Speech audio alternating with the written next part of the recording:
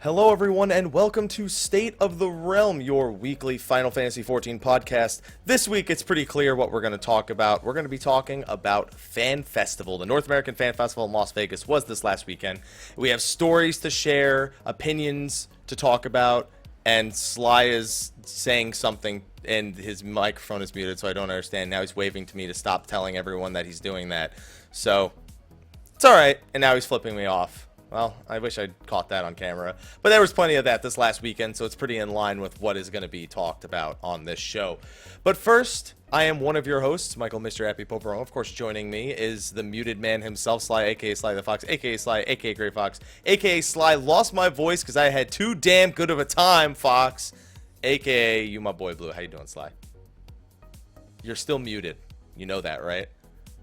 I think his microphone is... he's... muted. He said I'm gonna translate. He just said fuck me. I'm reading his lips now. All right, well, while you figure that out, I'm gonna introduce our other host. And of course, we needed a guest after FanFest, so we're probably gonna have many guests for the next many weeks. Not the guest you guys may have been expecting this week, since we did give you a different show outline at the end of the last episode Tuesday.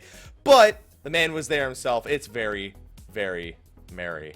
Hi guys. Hi. Hi. Oh, now you're there he is. I was gonna say, not only is your voice gone, Sly, but your microphone was muted. Like, it was double the lack of voice. Yeah, pretty much. Right. So, gentlemen, I don't think I need to, go too much into it, but we're just gonna talk about FanFest today. We're gonna talk about how we received it. For you, Mary, it was your first, so that'll be interesting to hear. For Sly and I, it was our second. We actually met at the first Fan Festival 2 years ago, Sly and I, and that's what eventually led to his co-hostery on the show. Now look at that. Now you're here, Mary, and you're a regular. Wow. Wow. Wowee. Oh, and trust me, if this shirt is anything to say, we have plenty of stories about things that happened and swag and whatnot, because this shirt was a gift from me, and I can't wait to tell that story. So, what do you say we just start? Why don't we go day by day? Talk about some of the stories we have day by day. We'll probably mix in a few here and there. Okay. But before we talk about any specific day, did you guys enjoy FanFest? No shit. I feel like I don't have to answer that question. For all I know, you could have been like, fuck, dude, I sat in the merchandise line the whole time and it was awful. Like that sucked. 7-hour merch line sucked. I know. That's why I said that. But best weekend of all 25 years of mine on this planet. That's right. We're the same age. I forgot about that. Best weekend. Best weekends. Oh, I know it was your best weekend, Sly. I've never seen so much alcohol in one person over the course of 4 days. Yeah, so he tried to do his woo, but his voice is gone. So he can't. I know that feeling. Nothing. Don't worry. It's like puberty all over again, but it's just because you got too excited. Right. Yeah. And by the way, Sly, your audio is way better. I wanted to make note of that on the show itself, because you have a mic stand and you can see. That's actually the microphone he's had the whole time, guys. Like, you know how you usually don't see his microphone in the shot? Mel gave him one of our mic stands. And so your audio is just, I wish your voice wasn't gone so we could hear it in full effect. Yeah. It's all right. It's okay. Okay, what was everyone's favorite part? I let Mary answer first there, so Sly, I'll let you go first here. The concert. Obviously. Which one? I was going to say the Primals concert, because that's where I lost my voice. But the piano concert was nothing to shake a stick at. Not at all. It still gave me goosebumps seeing Susan Calloway for the first time. I didn't expect her to perform Answers first, but it was still okay. I did. I guess it kind of makes sense. It's the first of Realm Reborn song. Like, yeah. So I guess it makes sense. What about you, Mary? What was your favorite part? If we're talking strictly FanFest, definitely the concert, Primal's concert. If you want to say Vegas, then you can. Favorite part of the weekend. Favorite part of the weekend?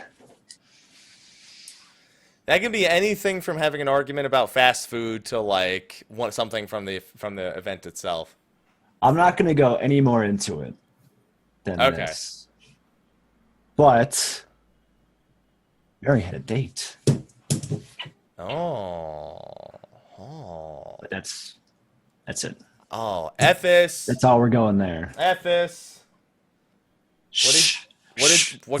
What kind of butt stuff did you guys do? He's a handsome man. You played that off well.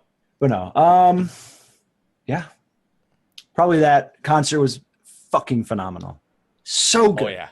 Yeah. So good. And that was your first one. You didn't get to see the first Primals concert. This was better. This was definitely better than the first Primals concert. I kind of wish I was a little more drunk for it, a little tipsy, get a little more into it, but it was fun. Don't worry, Slyh was drunk enough for both of you because that was his favorite part of it. No, I was right next to him. Believe me, I know. And that's water. I've never seen him drinking a giant glass of water before on this show. It's always alcohol. Not always. Slyh, give me a percentage of how often it's alcohol. Be honest. 93. Okay. Of course, 93.3. Okay. Anyway. There you go. All right. So without further ado, let's get into the individual days. So I landed on Wednesday. I'm the only one of us here that was there on Wednesday. Mm-hmm. So I'm the only one who could speak on Wednesday. Wednesday was literally anyone who was there early. We went out to dinner. We went to Gordon Ramsay's steak. And let me tell you, I don't know how you go back to eating human food after Gordon Ramsay's steak. And what kind of food is that? Food I will never pay for again, probably. Because he yelled at it. Yeah, he yelled at it. It's basically like Gordon Ramsay's food is basically like his version of kosher is him yelling at the cow.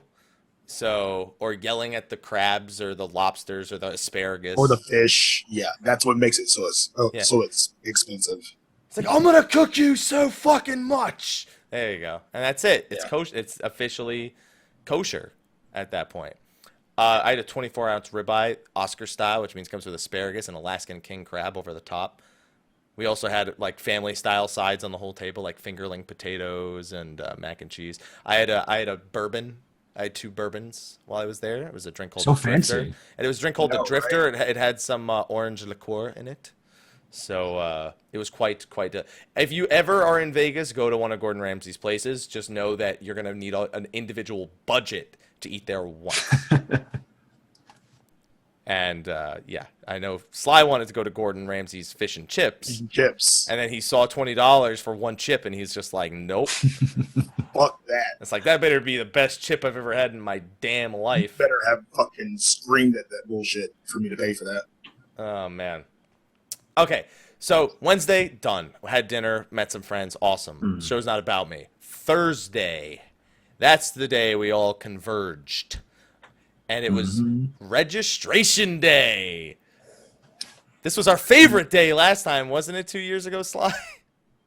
Are you going to tell them about how it took us, took you, it took me 0 minutes last time because Mel was in line for me. Yeah, Mel was in line last time for me at the last one. So I didn't have to do the registration line 2 years ago, but I got there and I saw it and I was like,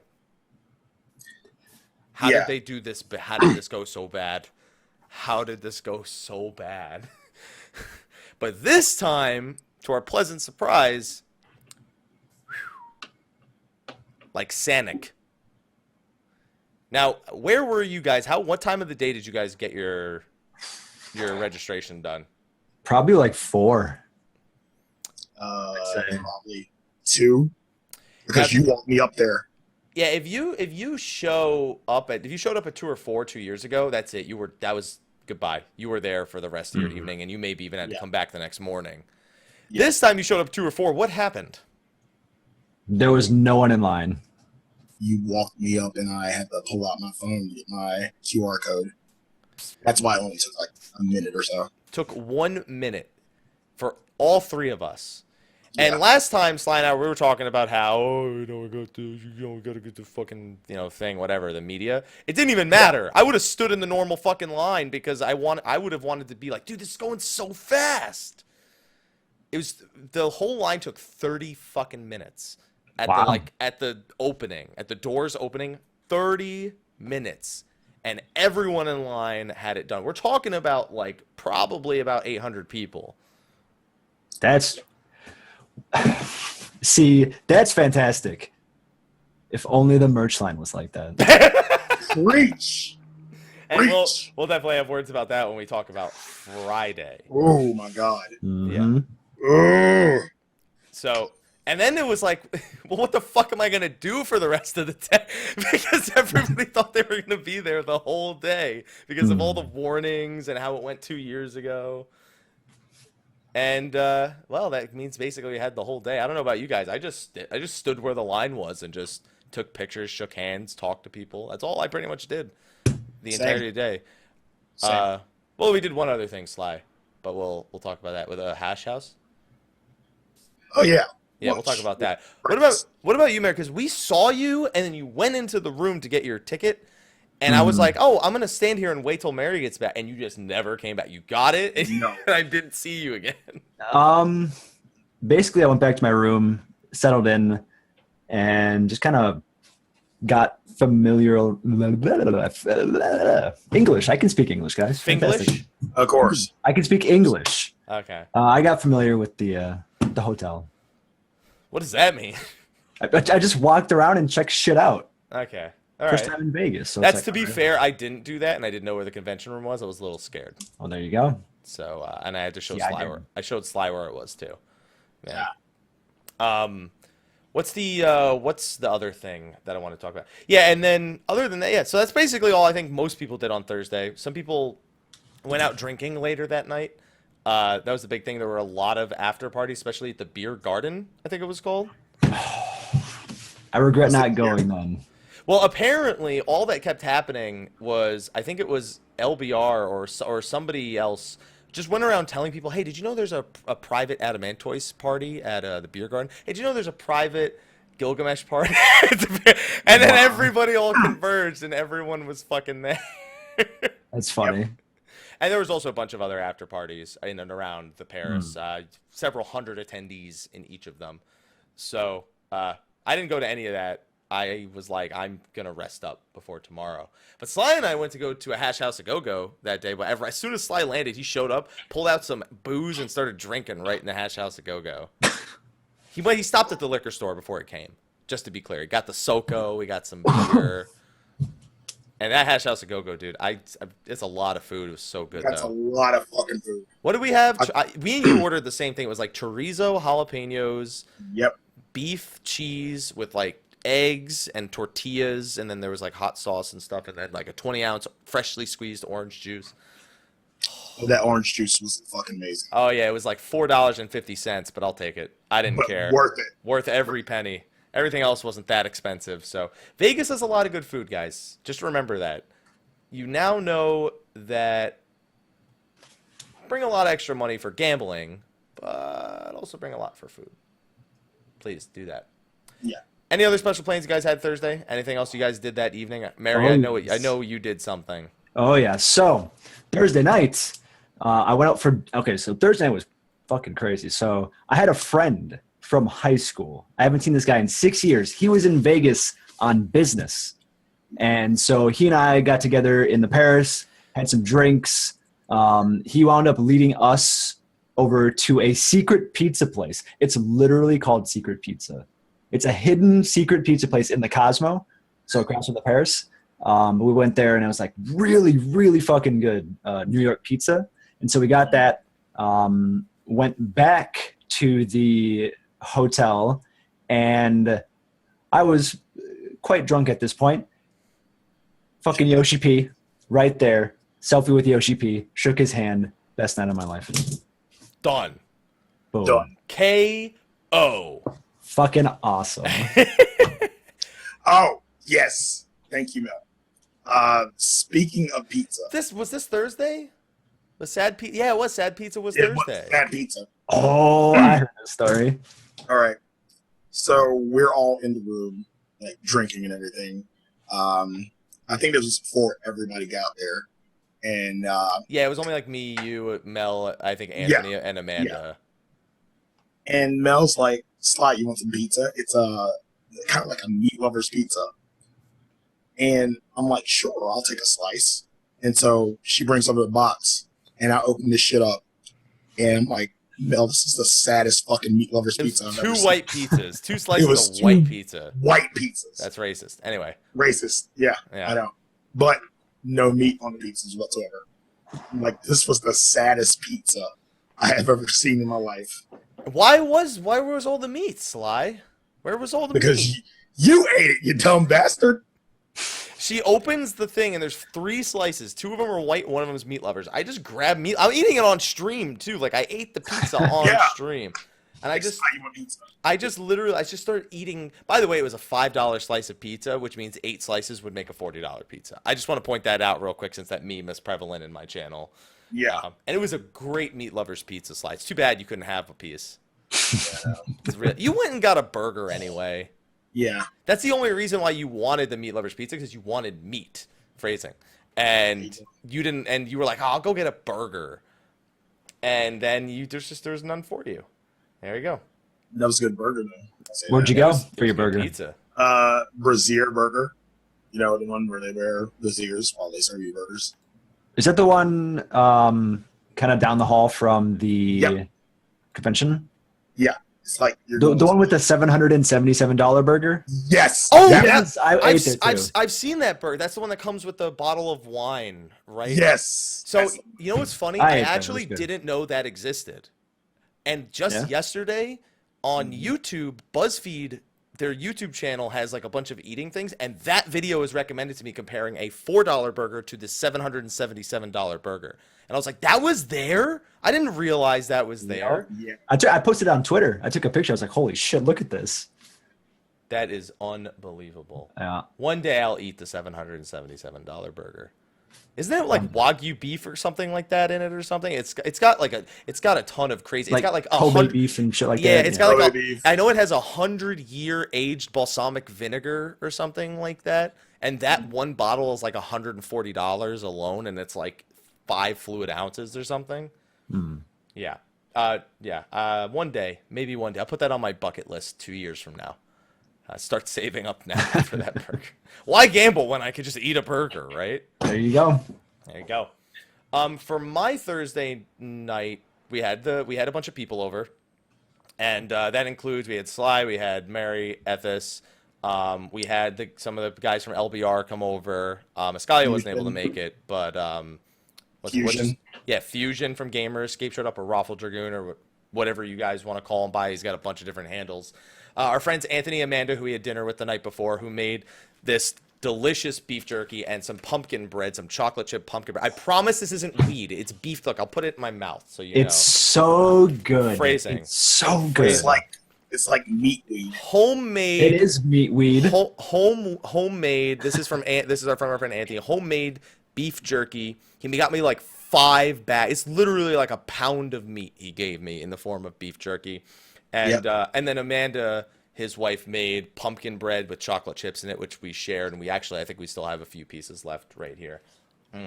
We also had Frosty and Carora. We had the Moms, Tequila, and USMC. We had them over. We had a lot of people. The room was pretty packed. Yep. Oh God, why did I do that? Now I'm gonna want to eat the whole fucking bag. I'm putting it away. I promise. Put it away, and then you mail it to me. Nope. Not happening. Not happening. And of course, we had Brian. Yeah. Brian. I think it was just his whole name. He's got one of those names where you want to say the whole thing because it's like just 2 syllables. You say the whole thing. Yeah, Brian. I still feel like I'm missing somebody in that list, but there were so many people in that room, and I was just talking to people, asking them questions, whatnot. And that was a great night. We got to break open a few, bottles of alcohol. We got to break open a few beers. Everybody got to talk, hang out before FanFest the next day. That was a great thing that happened Thursday night. I know, Mary, your story happened after you left that. Yep. There was something else that happened there, wasn't there, Sly? Fuck you. Wasn't there something else that happened?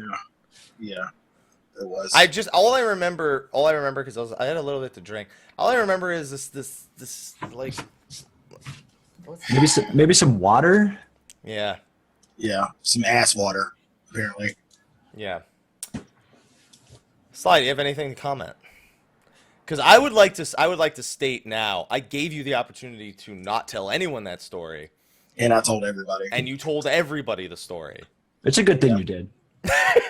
The one part I did leave out though, that when it did happen, So first of all, they don't know what you left out because they don't know the story. Mm-hmm. Okay. So, like, I had to go to the bathroom. I had a lot of beer. I really need to get out. And just to reiterate, before he went in, he was like this. No, but that was because I burped. That's because you burped. But when I see someone at a party covering their mouth as they walk to the bath, and I'm like, I'm paying for this fucking room, Sly. Don't you fucking dare. No. That was just because I burped and I just ate a burger. So. Okay. But yeah, like, I really had to go. So I get in the bathroom and there are 2 toilets. Like, there's a Lalafell toilet, which was the fucking bidet, and then like a normal bumfuck toilet. And like, what the Mary's fuck already losing it. Yeah, I'm good. I'm like, fine. what the fuck is this? Like, where's the handle? And I had to bend down, like, to see like if there is a handle. And then, like, of course, my face was over the toilet when I did this, and I just to like rest my hand, I put it on the thing that shoots the fucking ass water up. Okay, in my face. So just to be clear, he had a bidet and a toilet, and he thought the bidet was a urinal. So he pissed in it, first of all. No, I didn't piss in it. Bullshit, you didn't piss in it. I used a normal toilet. Then why did you go near the bidet? He was curious, I bet. Yeah, I was. You flushed the toilet like a normal toilet. This? But then you went down and you reached, you're like, how does this other thing work? What did you think? What did you think it was the sink? No, it's like you had 3 fucking knobs on that shit. And but like, it's not attached to the toilet. I don't understand why you went near it. I'm like, first of all, if I'm going to use this thing, how the fuck am I going to flush it? I'm just trying to look around, and then that's when the water shoots up in my face. Now, the part I did leave out was that as soon as that shit happened, like, and y'all might not have heard the thud, but like, I was, of course, temporarily blind. And I also didn't know what had happened yet. Yeah, and mostly didn't know what happened. And then, like, I'm just, like, flailing around, like, and I bumped my head on the fucking wall. And I, like, I'm trying to get myself together, still temporarily blind. And, like, fuck, I still had to use the fucking bathroom. And you want to know the thing is, he was in there for maybe 15 minutes at this point. And so I'm thinking, I saw him going like this with his mouth covered. Yeah, he's thinking that I threw up. I'm thinking he's sick, and I got to go make sure he's okay. Like, I'm the concerned adult here. Yeah. So I go in there, and I'm just standing outside waiting for him to finish, because, like, I don't want to go in. I can. He sounds fine. Like, I can hear him, like, coughing, but he's not, like, coughing, like, throwing up. He's just like, all right. Like, he's tall. He's just. He seemed. It didn't sound abnormal. So he opens the door, and I go, why were you in there so long? I don't even say, hey. I just like, why were you in there so long? He's like, I couldn't figure out how to flush this thing. And I'm just like, oh, it's like, wait a minute. Why is your face covered in water? And he's like, yeah, I couldn't figure out how to flush this thing. I was like, Sly, do you know what that is? And he goes, no. And I go, that's a bidet. And he goes, what's that? And I was like, people use that to clean their asses when they're done with the bathroom. And then I look again, he's got the water on his face. And I'm just like, oh no. Okay, Sly, I know you're freaking out. I'm gonna just wipe this water up real quick. And I'm not gonna say a word. I say A true friend. I went back into the other room. And I think Tequila came in and I explained it to him. But then I said, I'm going back into the room. I'm not gonna say a word. And I did not, and I walk in there and everyone's like, is he okay? And I was like, he's fine. Don't worry. He'll be okay. He'll recover. And with not 15 minutes later, I hear him telling the story. I gave you the opportunity to never make this a thing anyone had to know. And you told everyone. Literally. And Mel was like, nobody's used it yet. You're okay. Yeah, Like, that doesn't matter. That doesn't matter. Nobody's used it yet. You should have been all right. I mean, they woke you up. There you go. There you go. All right. And then for the rest of the weekend, we just imagine Sly like trying to like get the water out of his face. So the new dance was like, that's the new Sly dance, just so you know. Yeah, apparently. So yeah, that was a highlight of Thursday night. There was another highlight though, Sly, one you wanted me to actually share with the stream. Oh yeah. I set this up ahead of time. So at one point after Mary had left, I believe, after Ethis and Mary had left, Frosty was going to go downstairs and say hi to Layla. The Layla Bell of Elysium on Gilgamesh in Final Fantasy XIV was in the lounge downstairs. And so were some other members. I know Balana was there. I don't know EM members by their face. So there were probably the other members there were probably EM members, and I just didn't recognize them. The ones I recognize are Balana, Layla, now Sardigan because he's fucking 8 foot tall, and we had a little bit of a discussion. Now the video is 6 minutes long. I'm not gonna play 6 minutes. I'm gonna play the first maybe minute of it. We'll see. Go 2 minutes. Go 2 minutes. Okay, so basically, Layla, as you guys may know, loves fast food, specifically Taco Bell and Del Taco. And he was very offended when I had poor choices of words for In-N-Out, Taco Bell, and Del Taco. It's like, it's fucking fast food. I don't care about it. And yeah, he's recorded it on his phone. But Sly, I'm gonna play this video now. So best burger that you've ever had in your existence. Well, I'm thinking of a few places. See, we have Bobby's Burger Palace for Bobby Flay. I went to this, I don't remember the name of the place. It's not the Counter, because the Counter is fast food also. It's a place that has a very... It doesn't matter! No, if it's good, it's good! But if it's fast food, it's not made with love if it's fast food. How do you know? How do you know that? I need my burger to be made with love. How do you know that somebody in McDonald's, and this is the person... Bobby Flay was in there checking out his... How do you know it was Bobby Flay making your burger? Because his wife was there. And everyone I know who like worked at that place, they were like, dude, Bobby Flay's wife is beautiful. Wait. So, like, and this is like the worst example to use. So, if somebody from McDonald's, and you're probably never gonna go to McDonald's,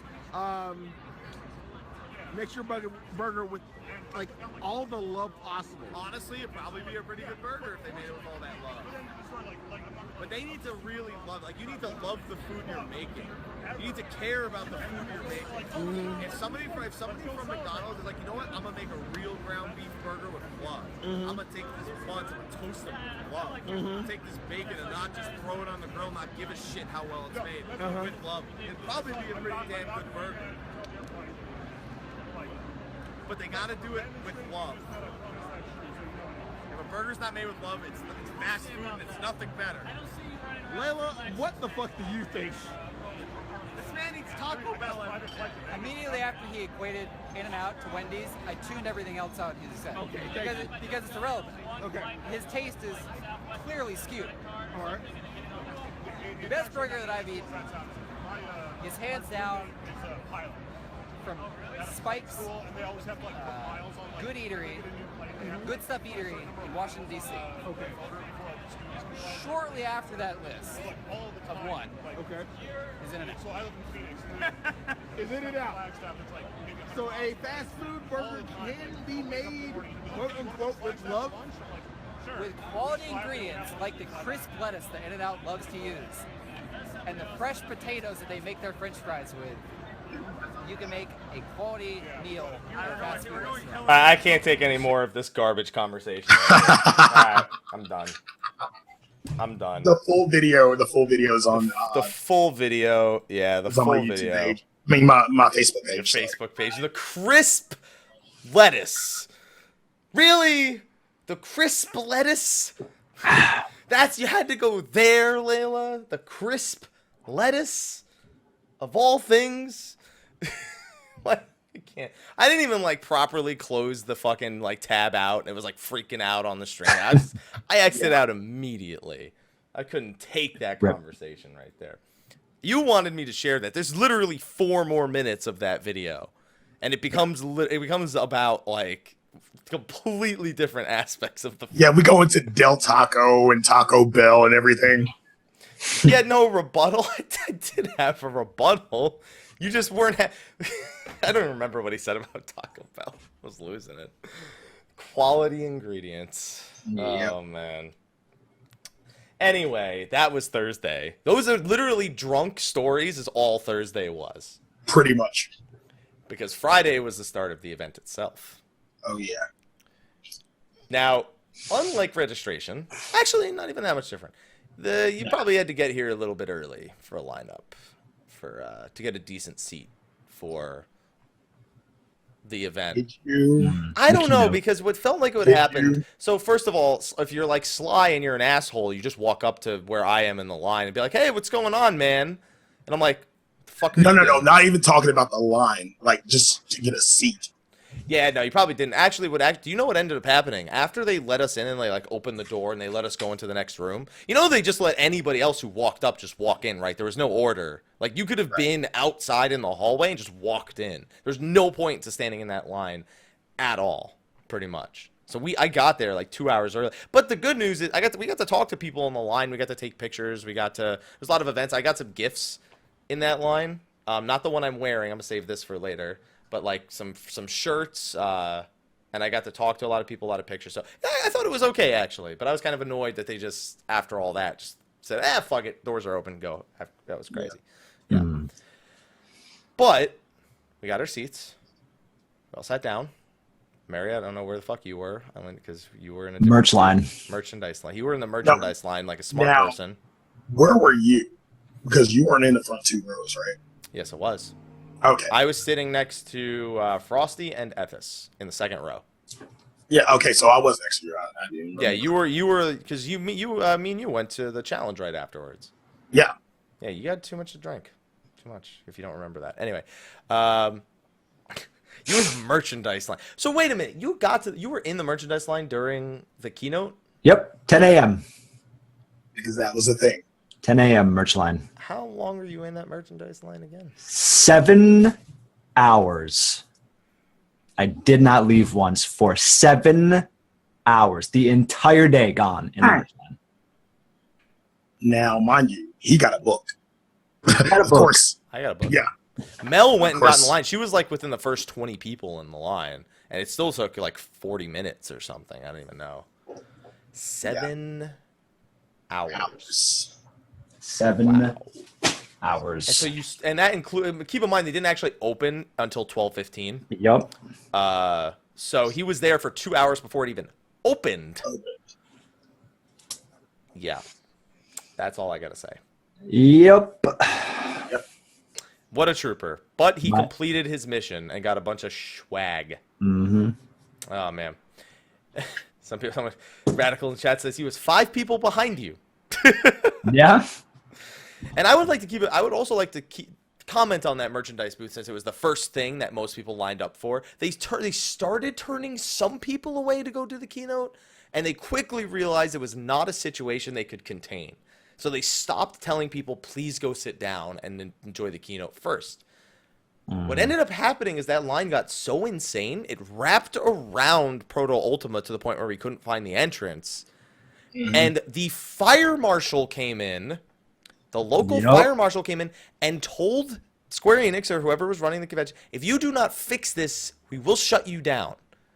Because it is a massive fire hazard. And that's when they announced that they were going to start capping the line. Even though some people were past the cap and still got stuff eventually. Right. So it was a disaster. And this was with 10 registers versus the 2 of the first fan festival. I would also like to point that out. The first fan festival only had 2 fucking registers, and only 1 of them took credit cards. And that was bad. This had 10 registers that did everything, and because of that damn book, it was even worse. That book and the limited shirts did that. Mary, I don't know how you did it, but you deserve a drink right now to even talk about it. I mean, you got me that drink on Friday, so.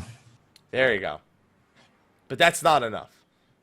You're right. That's I not need even. I need at least 6 more. That's not even At least 6. remotely enough. My dogs were barking.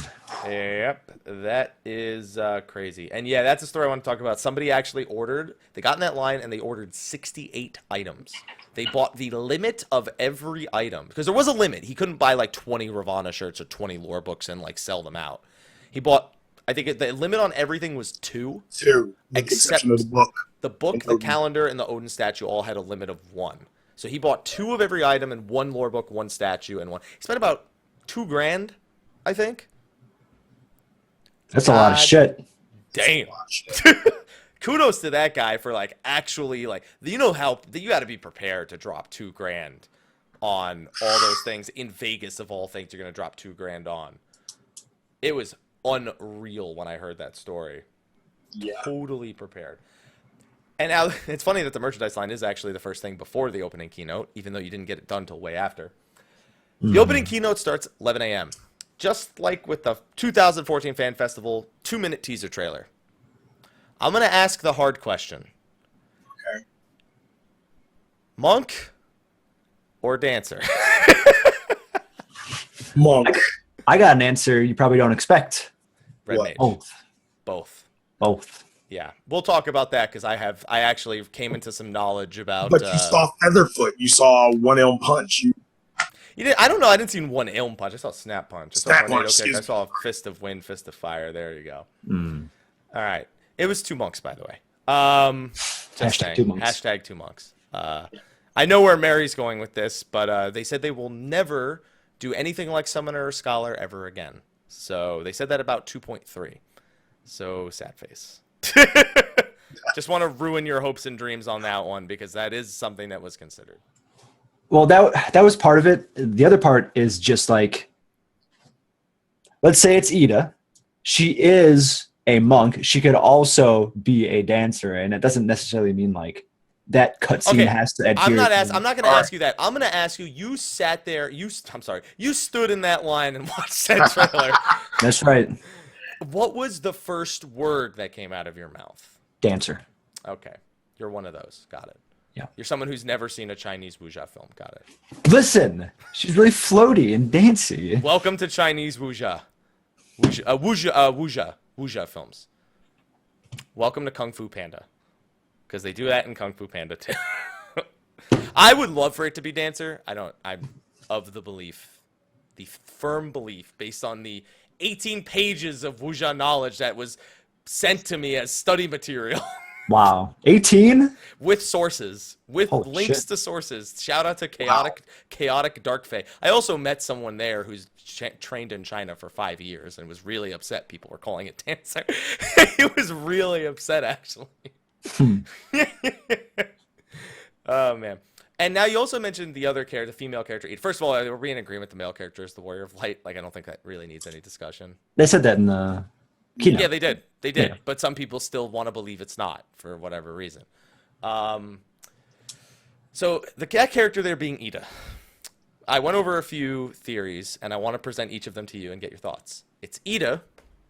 Okay. It's Ida's sister. Even more likely. It's Ida's mother 20 years ago, which I'll explain since we had spoiler cast already why that's become a theory. Okay. It's Arlian, the dancer from Final Fantasy 1. It's somebody completely unfucking related to all of these people. Mm-hmm. Ida or Ida's sister are the 2 likely ones. Yeah. Yeah, I don't think the mother theory holds true. Right. But I do actually believe, I have a different belief about the events of 3.4. I originally thought that Ida was dodging the questions because she didn't know that guy. And I still actually, now I actually, again, think she doesn't know that guy.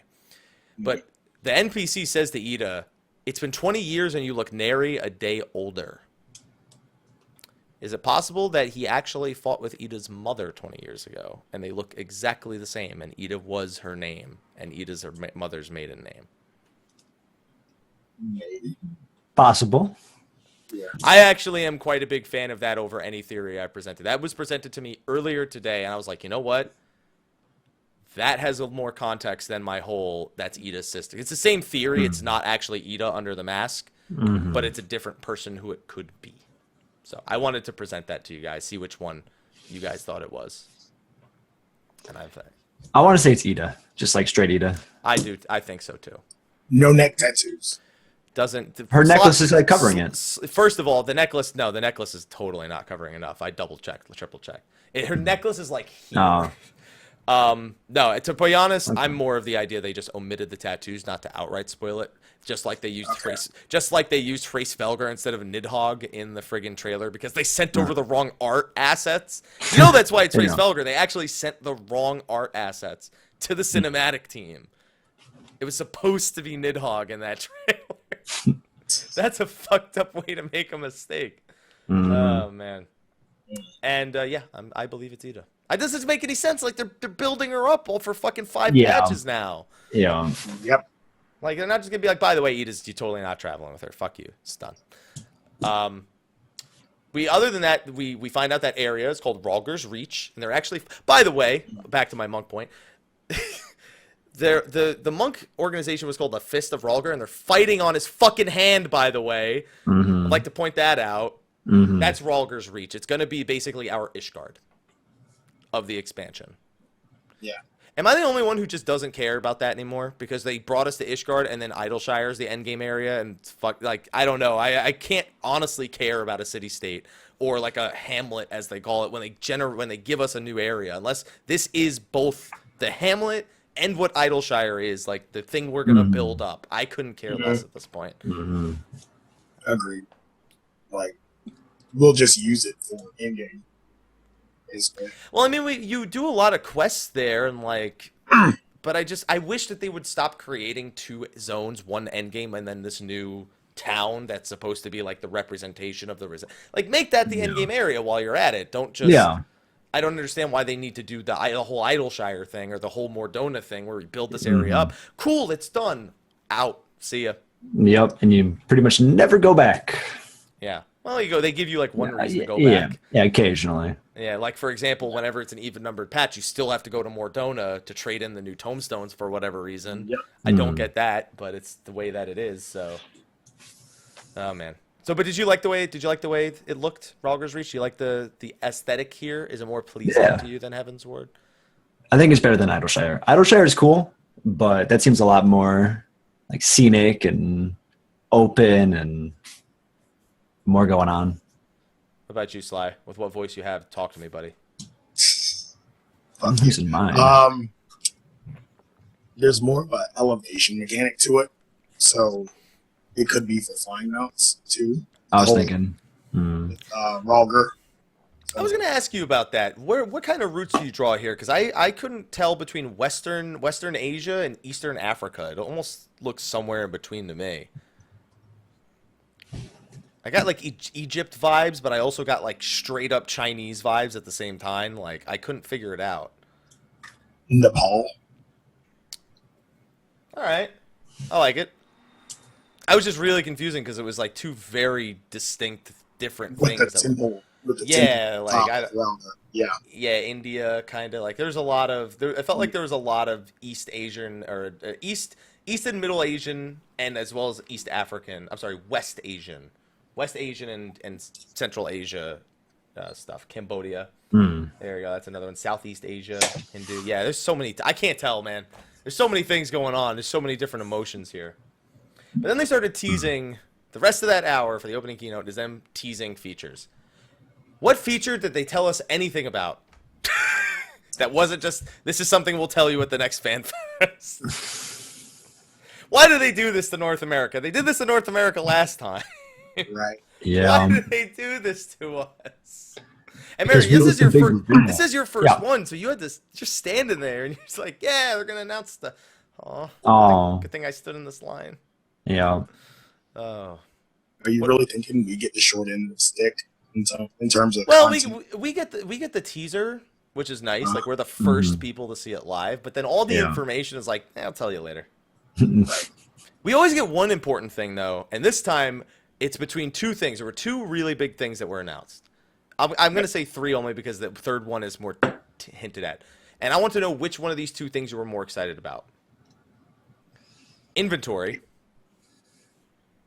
They confirmed that, and this is a quote, "We will be increasing the inventory," and this is Yoshi P's quote, "as much as humanly possible." Not like, oh, here's a page. Here's an extra page. Yeah. Here's as much as humanly possible. That was the second most cheered for thing, by the way. The first most cheered for thing. No more PS3 support. No more PS3. You gotta love that. Woo! Yoshi P was like, holy moly, everyone was really excited about that. Best part. Do you think the inventory is because the PS3 is gone? Like, that's the most common. More than likely. Yeah, probably. Yeah. Okay. But did you notice like the eulogy he gave for PS3 support? Like it was like dying. Like, we are just, sorry PS3 players, we love you, but well, you'll get PS4 for free. You'll get the PS4 Heaven's Word for free, but please buy a PS4. That's all he said. Basically. Yeah. How do you think that's going to go? And he said that the reason they decided to drop it is because there's not a large PS3 player base. He says the majority of people who are on the PS3 have moved to the PS4. There's still some, but the number has shrunk so considerably. Yes. They have to consider it now. Yes. Other than the inventory, what do you think that means for the game? I think more. Go ahead. Sly. No, you. Stop being so nice to each other. More quality of life changes that will extremely affect the game. Just in some terms, that's the only thing I can think of. What about you, Mary? More mechanically intricate mechanics. Features? Basically. You know what I think? What? I think they just fired the whole PS3 team because they don't need them anymore. No, I'm kidding. They probably put them on the PS4 version now. They're still console developers ultimately. But I think that's the biggest thing. They now don't have to sit there when they're developing a piece of content and go, how do we make this work on the PlayStation 3? Which is something that holds back development a whole lot. Yep. And so if you take... Oh, sorry, go ahead. No. I was done. I was just going to reiterate. Taking that into consideration, plus the reveal that they have tripled, not doubled, tripled the budget for Stormblood. Now, did they say that at FanFest? Yep. Okay, because not at FanFest, but it was released in the investors the investors site for Square Enix. Yeah, I believe the budget of Heavensward was 13.8 million or 14.8 million, and the budget of Stormblood, which was, by the way, the name of the expansion. After all this, we've been talking about the trailer. We didn't even say the name. Stormblood, which was, oh yeah, Sly. By the way, who predicted Stormblood based on the copyright? Who did that? Have Jesus. No, actually, it's not. That's Reddit Jesus, because they're the ones who go look at that shit. I just report on it. Reddit Jesus. The big one. Where was I going with that? By the way, I don't remember. Where was I going before Stormblood? Money. 14. I believe it's 45.2 million or something is the budget. How much of that is server space? Because there were some other things that were announced that are going to eat a lot of server space. Oh, 12.8 million for Heavensward, 36 for Stormblood. There you go. Are you talking data center development? Well, I mean, let's take a look. So inventory expansion's a big one. So they're actually still afraid it'll be unstable, so they might release it in like patches almost. Like in this patch here's an extra 100, in this patch here's another, whatever. But also they were getting a fourth residential area, and we know how much data that's going to take, because if we take the number of, it's basically everything we have now in one residential area is going to be added there. So all the plots, all the subplots, plus an apartment building, I imagine. It's pretty crazy. That's pretty crazy. That's going to be a lot of money on top of the inventory expansions. But so how much of that do you think is being spent on strictly server structure and server maintenance versus being spent on the development of the game itself? I would want to say maybe at least 10% of it. 10% on the server structure? Yeah. Okay. That seems reasonable. Yeah. What about you? Yeah. We're on there. Where do you think the other 90% is going based on the other things they announced? Because they had a lot of things to say about the way they're doing content. They flat out called their dungeons boring. Important thing.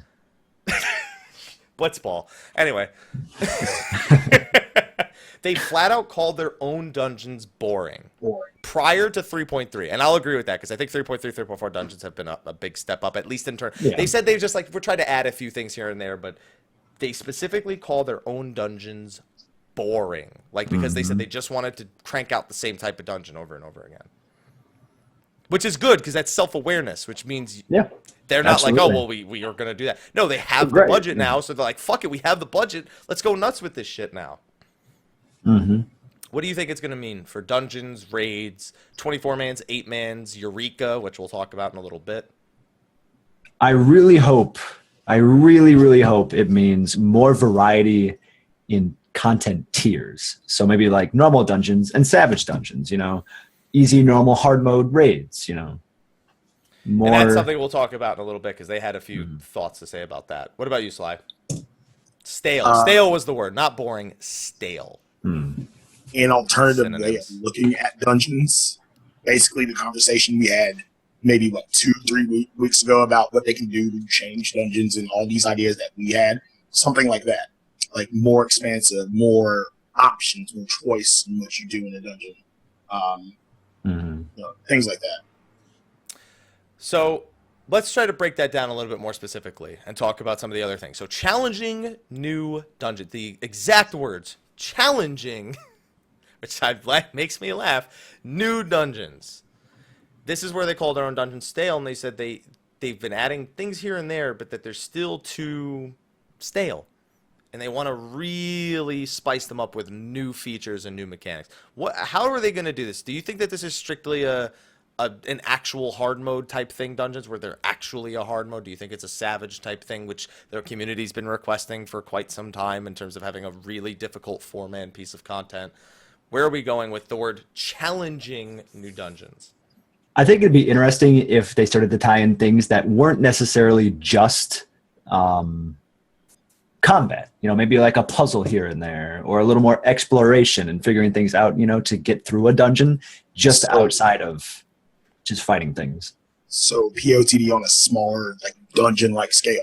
That's been very successful. So I don't see why you can't take things that were successful there. You don't want to overuse the same thing. Yeah, right. But you've gotten the idea now that you don't just need to do things a single way. At the very least, you've figured that out. They did bring up the fact that that's fine. Okay, Sly just needs to go grab some water real quick. He doesn't have a voice right now, guys. So let's give him some slack on that one. I'm starting to lose mine. I don't know how I haven't for me. They got to do something different. I think they know that at this point. Do you think it's still 2 dungeons a patch though? But way more interesting dungeons? The eternal optimist in me wants to say 3 maybe. That'd be really cool, but probably 2. Do you think that it's okay if they're 2? Because one of the reasons they started doing those stale dungeon designs was because they knew people are going to be running them over and over again to cap. Do you think this means longer dungeons that are more rewarding versus short dungeons that are meant to be spammed repeatedly? I think longer dungeons, something a little more meaty, maybe with better rewards, so that time investment means more, but you're spent more doing one thing instead of the same thing over and over quicker. Is that better, though, is the question? Is spending more time doing the same thing better than doing the same thing again repeatedly? I would say doing the same thing longer is better than quick. And chat, be sure to share your thoughts on that as well. So challenging new dungeons is the first thing. High-end raids was the next. High-end raids. They did not tell us what the new raid was. They only told us that there will be one. They didn't even say if there was only one, to be fair. But the big discussion here was the lack of the balance between easy and hard raids. That was the key thing. They specifically mentioned about 2 or 3 ideas. One of them seems to be the idea that received the most praise, was the idea of doing a story and a hard mode, sort of like what the Creator Savages or what Coil was in terms of difficulty in the even patches, and then in the odd patches going the second Coil route and adding a super difficult. So still now it's 3 difficulty tiers, but not delivered at once. It's an easy and a mid tier, and then a hardcore. And the hardcore is released when all the other mid tier content is released, which is what usually the odd numbered patches are for. Is this the right way, or would you rather have it a different way? Would you rather have like the Coil way, where it's 1 difficulty and that's the story, et cetera, et cetera? I'm kind of a fan of this idea. I think it might be pretty solid, honestly. Well, what about it? What about that idea sort of resonates with you? So, I mean, for me personally, like I used to be a hardcore Savage Raider. I did second Coil Savage back in 2.0, but the idea of having sort of a mid-core to chew on, because I really enjoyed binding Coil for what it was. It was challenging, but it wasn't too hard. You all right? All right. And so the idea of having like this mid-core to kind of chew on for a bit in the patch and get kind of warmed up, and then the next patch having something really hard to chew on after you've completed the mid-core, I think that's nice, because then it's like, well, I got that mid-core tier done, and now this entire next patch I can just go ham on this really hard content, and then when we finish that, it'll be time for the next tier. Sly, to bring you up to date, and sorry, I was drinking water. wrong throat hole. Wrong path. Wrong path. I'm gonna do it correctly. I don't know why how I did it incorrectly, but whatever. Anyway, it just sounds like I took a shot of like vodka or something. This is how I lose my voice. Anyway, to catch Slyh up to speed, we're talking about their approach to high-end raids. Like, what approach we'd like to see most. What approach would you like to see most of the high-end raids? Just, I'm not even going to list the options again. Just think back to what they said. Coil. Coil? Like, I want to keep it simple. You want one difficulty, and that's the story at the same time. Would you be okay with Coil, the difficulty it is releasing, and then a month later, maybe in the next batch, the story mode comes out so everyone can get to it? That's essentially the same thing as we did with Coil. Because they echo it. Yeah, they echo and they nerf it to the They point echo where, it. yeah. And so there's really no need to even have a second mode. I mean, again, that goes back to the whole thing of excluding a lot of people, excluding them from the story. But I think it's like a lot of people kind of preferred that.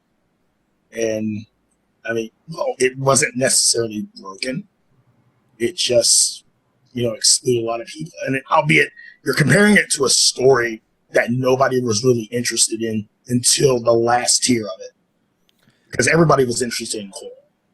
Yeah, that's kind of true. I wasn't really interested in Alexander until I was interested to see where it was going, but only because I hadn't been roped in yet, and I just needed to see it through. Yep. Right. All right, I can understand that.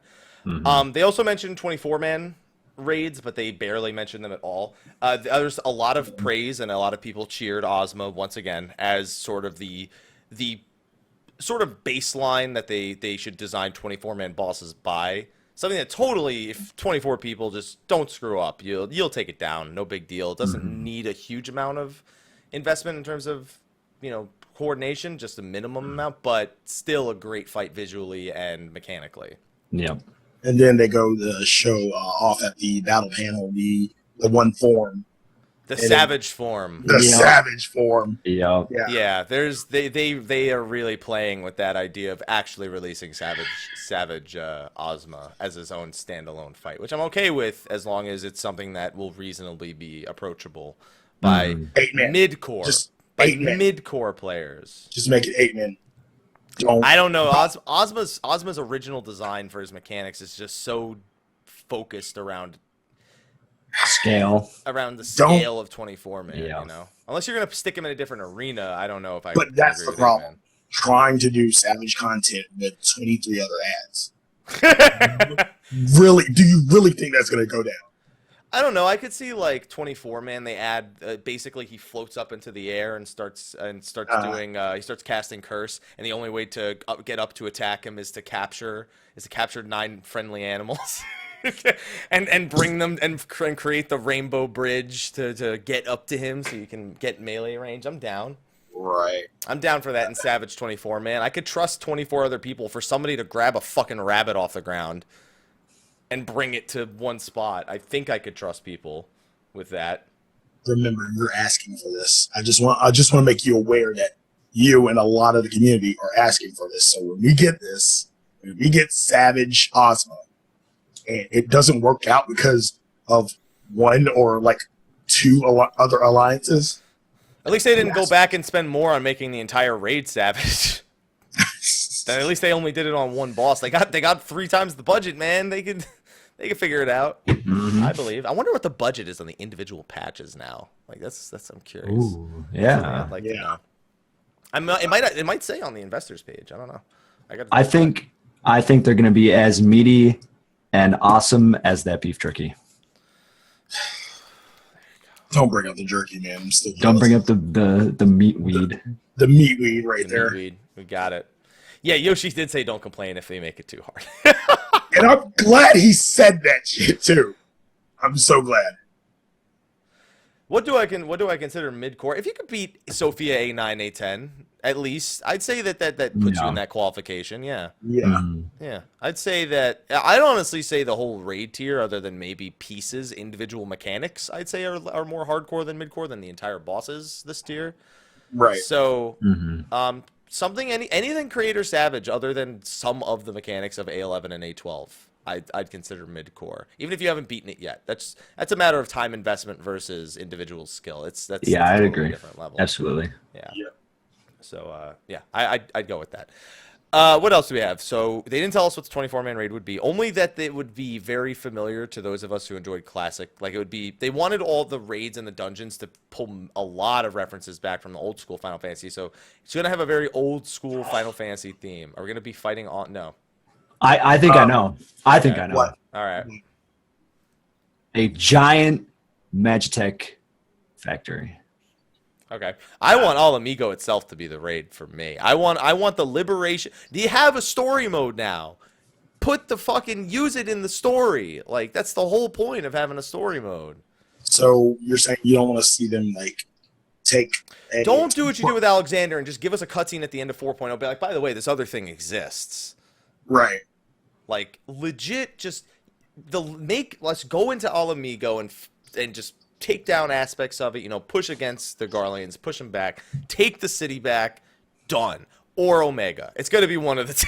Well, see, that's why I think like a Magitech factory would be kind of cool. You know, where if they have it on like the outskirts of All Amigo or something, we go in there and fuck shit up and like break it down so they can't supply, you know, all this crazy Magitech armor and technology and shit, so we can take the city, right? For the 24-man. Yeah. All right. That'd be cool. All right. Then we have Eureka, the Forbidden Land. Now, have either of you played Final Fantasy 3? Not 6 as in 3. I mean 3 as in 3. Nope. Oh, But I know of it. fucking time ago. Couldn't have been that long. I mean, Final Fantasy 3 was either out in Japan or you played it on like the Steam, the DS remakes or something. Again, a long time ago. Yeah, I guess the DS remake was a pretty long time ago. I was still in high school at the time. Yeah. Eureka, the Forbidden Land is an optional dungeon in Final Fantasy 3 under the Crystal Tower, which, by the way, I would just want to go back to the final cutscene of the Crystal Tower storyline where Nero throws his gauge into the pit below and it starts registering a power, which could have been a teaser to Eureka. All that. And even back then, they said we do have plans for Eureka, which means it could have been planned for 4.0 when that cutscene was made in 2.5. Right. So it's feasible, but we'll need confirmation on that. Mm-hmm. This is supposed to be the evolution of what the diadem was supposed to be. Supposed to be. And Yeah. that's concerning and curious at the same time, because the diadem proved itself to be, for lack of a better word, horrible. And it's getting its second chance in 3.5 when the new zone comes out, and it's revamped. And then this is, while it's like exploratory missions, is classified as its own thing. They specifically mentioned there may be a boss in there that, I don't know, maybe only spawns once every 3 days or something like that. You know, H&M. H&Ms. There's been a long outcry from players to have more content that feels like it's in an open world area. Right. Would Eureka be that open world area, or is it just a zone like the diadem? I think it's going to be open world. Okay, as open world as one zone Yeah, could be. yeah, To be yeah. clear, Yeah. I'm going diadem. I'm Diadem. going better diadem. I think it's instanced with a time limit, and it's just the Yeah. better version. Okay. Yeah, because there's going to be like a bunch of loot and stuff there that like with the open world area seem kind of broken. Like if you were just able to go there like freely as an open world area and just go hand in terms of what you, unless they cap off what you get out of it weekly. But what would you want to get out of it? Gear? Would you do you think they could reasonably make it gear that we desire to get while also having all these other options in the form of dungeons, tomestones, raids, House of the Dead, all that? Are you saying in Eureka, do you think they could create a reward structure there that's adequate? As opposed to the diadem, as opposed to what our diadem is. Like as opposed to the random gear you get in diadem. Right. Yeah. I think they could. Okay. Do you think that boss, that 70... Okay, before I even talk about the boss, what are your expectations of what you'll actually be doing in there? Is it just going to be, am I killing dinosaurs for fucking 8 hours? Because I don't want to do that again. What's your expectation of what gameplay is in there? One question that I had, is it strictly going to be battle jobs? Is it just going to strictly... I think it's going to be battle jobs only. That's what I'm asking. So it's like, it's not necessarily going to be like Diadem where you can take a gatherer and you know. I always like the idea of the reason you have gatherers is they can dig up buffs for the party, like drop rate increases or increased health. That would be interesting. I've always liked that idea. It's efficient to have a gatherer in one gatherer in your party going around, and while he can get his own stuff while he's there, maybe you hit this mining point, and when you hit this mining point, max health goes up by 10% for 5 minutes or something like that, or I don't know why they never did that. So if they do that in Eureka, I'm fine. If they do that in the rework, I'm fine. But I think it's going to be battle jobs only. I don't know. That's just the feeling that I have. What was the other thing? So the other thing that was later brought up was the relic quest line.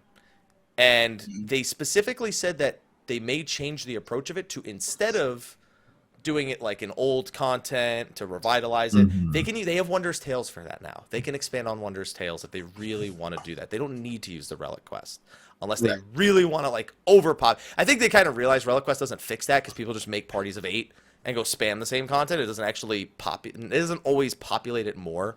It pushes a lot of people to structure the content. And Wondrous Tales kind of does the same thing, so it's still a bit of a concern. Right. But the big thing is they said they might just make the relic weapons something that's done, or the next iteration, something that's done in Eureka. Eureka is where you go when you want to create that weapon. And that makes sense because in Final Fantasy III, Eureka had legendary weapons that were hidden in its depths. Wouldn't that take away from the other content?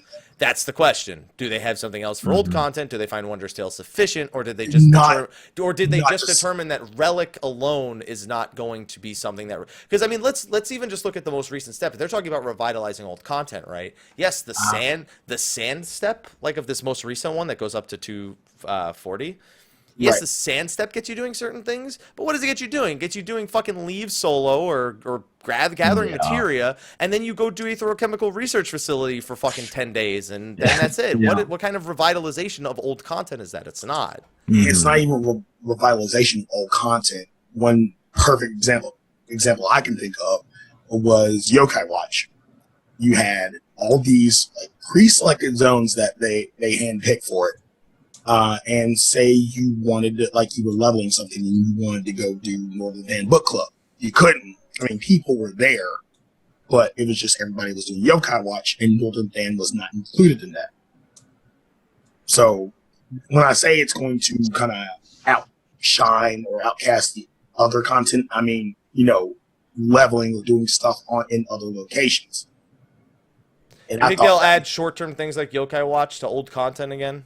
Just to, like, they'll use maybe seasonal events to get people, not always fates, but doing old content in general. Right. Okay. I could see that. Maybe. Do you think that it matters that much that we have roulettes? People do roulettes every day they log in. Yes. Do we need anything that just forces us back into Crystal Tower? Or could they just reduce the amount of people that are needed, or it's necessity to unlock things, or is that the approach? They should just focus on making new content and not getting us to do old content. I mean, new content, hands down. Yeah, people will do that stuff. Even if people aren't necessarily doing it like any given day, the community still comes together and tries to make it happen. Like the subreddit has like a Sunday Crystal Tower thing. And where is our 24-man roulette that we've been asking for God knows how long? Mm-hmm. That's the other thing. You make a roulette for it, people fucking do it. That's That's literally all you need to get somebody doing old content. You make a roulette for it. Yep. That's exactly. stood the test of time. Toss 40 of the current tone. Boom. I'll do it. Done. All right. Or it's on Wondrous Tales. Anyway. That I'll also do. All right, I'm trying to think. I don't think there was too much more. We already covered the 4th residential area inventory, PS3. They mentioned the campaign for the free upgrade for PS3 to PS4 earlier, and also that they were getting rid of they weren't supporting like super old CPUs anymore, and that they really wished they didn't have to support 32-bit. OSs anymore. Did we talk about the revitalization of the battle system? Well, the thing is, we can talk about that, but we really only have enough information to we can't say anything definitively. All we can say is they're looking, and they've said this before. This isn't this actually wasn't that big of a new reveal. They were like, oh, we're gonna look at the old skills that nobody uses anymore and see if we could get rid of them or make them do something else. Mm-hmm. And my thing is, go ahead. And they're changing the cross-class system, which is further pushing classes out of the game, by the way, to the point where it is actually pointless to have classes in the game. And I'm going to say even further, the lore book that's back there doesn't even mention the classes outside of the guilds that exist for them. They are literally pushing classes as far out of the game as possible, and this is only furthering that. So, Sly, go. What was I going to say? Yeah, just the revitalization, what really can you do other than push classes out to revitalize the battle system in general? Are we talking CDs? What are we really talking about? We're talking about, do you know how the new cross-roll system works? Or at least the way they described it? Yeah. Tell me. What, I want to hear what you think, because they didn't give us a full definitive answer. They just said that instead of cross-class abilities, some abilities would be set to a role, and you could choose them out of the role. So to me, that tells me it's just going to be the things that make sense on the jobs that provoke. Yeah, you're not going to have to level Gladiator to 22 to get provoke anymore. You would automatically get it. Yeah. It's like, you're a tank. You should fucking have provoke. Why am I making you level 2 jobs to get this? But at the same time, at the same time, there are those cross-class skills that you're going to need, that you need to level something else for. Like for Doom, of course you want fucking internal. But they said they were trying to make it simpler, and that sounds more complicated. Is the problem. So that's why it's not entirely clear. The way I interpreted it is this. They're breaking down all of the skills that are cross-class now into categories. And if you fit in one of those categories, you get that ability. For example, if you're a caster, healer or DPS, you get swift cast, you get sure cast. Those are normal. Yep. You're a tank. You're going to get awareness. You're going to get provoke. You're going to get foresight kappa. That's an ability that needs some assessment right there. You need that little 10. Yeah. I mean, it's not so bad nowadays because we have higher armor values, but still. It's still a paper piece of armor. It's better than it was. It's better than it was. Still a paper piece of armor. And then a melee, all the physical DPS, including melee and ranged, would get invigorate. But maybe only the melee DPS get internal. I'm not internal release. I was going to use a different example and I forgot. But now it might mean that, let's say all the physical DPS get internal release. Does that mean the tanks don't get it anymore? Oh, please, no. Think about it. Exactly. All the warriors are like, what the fuck? And then does that mean, is second wind considered like a DPS personal cooldown for healing? Does that mean that second wind wouldn't go on tanks? Right. Makes sense for it to go on tanks, but there's a lot of confusion as to what would be considered an ability that they would keep in a role versus what is an ability that may not exist for you anymore. Mm-hmm. And Goad is a cross-class skill that only Gladiator and Marauder can cross-class right now. Does that mean Goad is now going to be cross-class? Is that there's a great lack of information. Yeah. And I don't know what to think of it. Because none of this made it sound like I was pressing less buttons, ultimately. And that's what they're trying to do. They said there's new skills. They confirmed new skills. So that W crossbar is going to make sense. But they said that you're not going to need more buttons to play the game. I still, while they future-proof themselves like that, by adding the new crossbar, they're just going to tell us here that that's more of a personal thing. Like I've already seen myself like as a controller player. I don't need it, but I'm just making use of it. Like when I play Healer Happy, I've now taken abilities that were otherwise not on it, and I just stuck it on it. So I don't think it's like, hey, we have these extra slots because you have new skills. It's maybe you want to play it differently, or maybe you want to play differently, or maybe this is more comfortable for you, or something like that. You know, et cetera, et cetera. And that's the thing. There's already a huge skill bloat. They have to reduce the number of skills. Mm-hmm. But this didn't. I didn't get that much out of this. That's my problem. No. So I feel like there's something they're not telling us. A lot of things they're not telling us. That we're gonna find out at the other fan fest. You know what we're gonna find out at the next fan fest? Red Mage. Which we already. Yep. I wanted to leave that for the end because that discussion about Monk and Dancer earlier is kind of outshined by the fact that Red Mage was all but confirmed.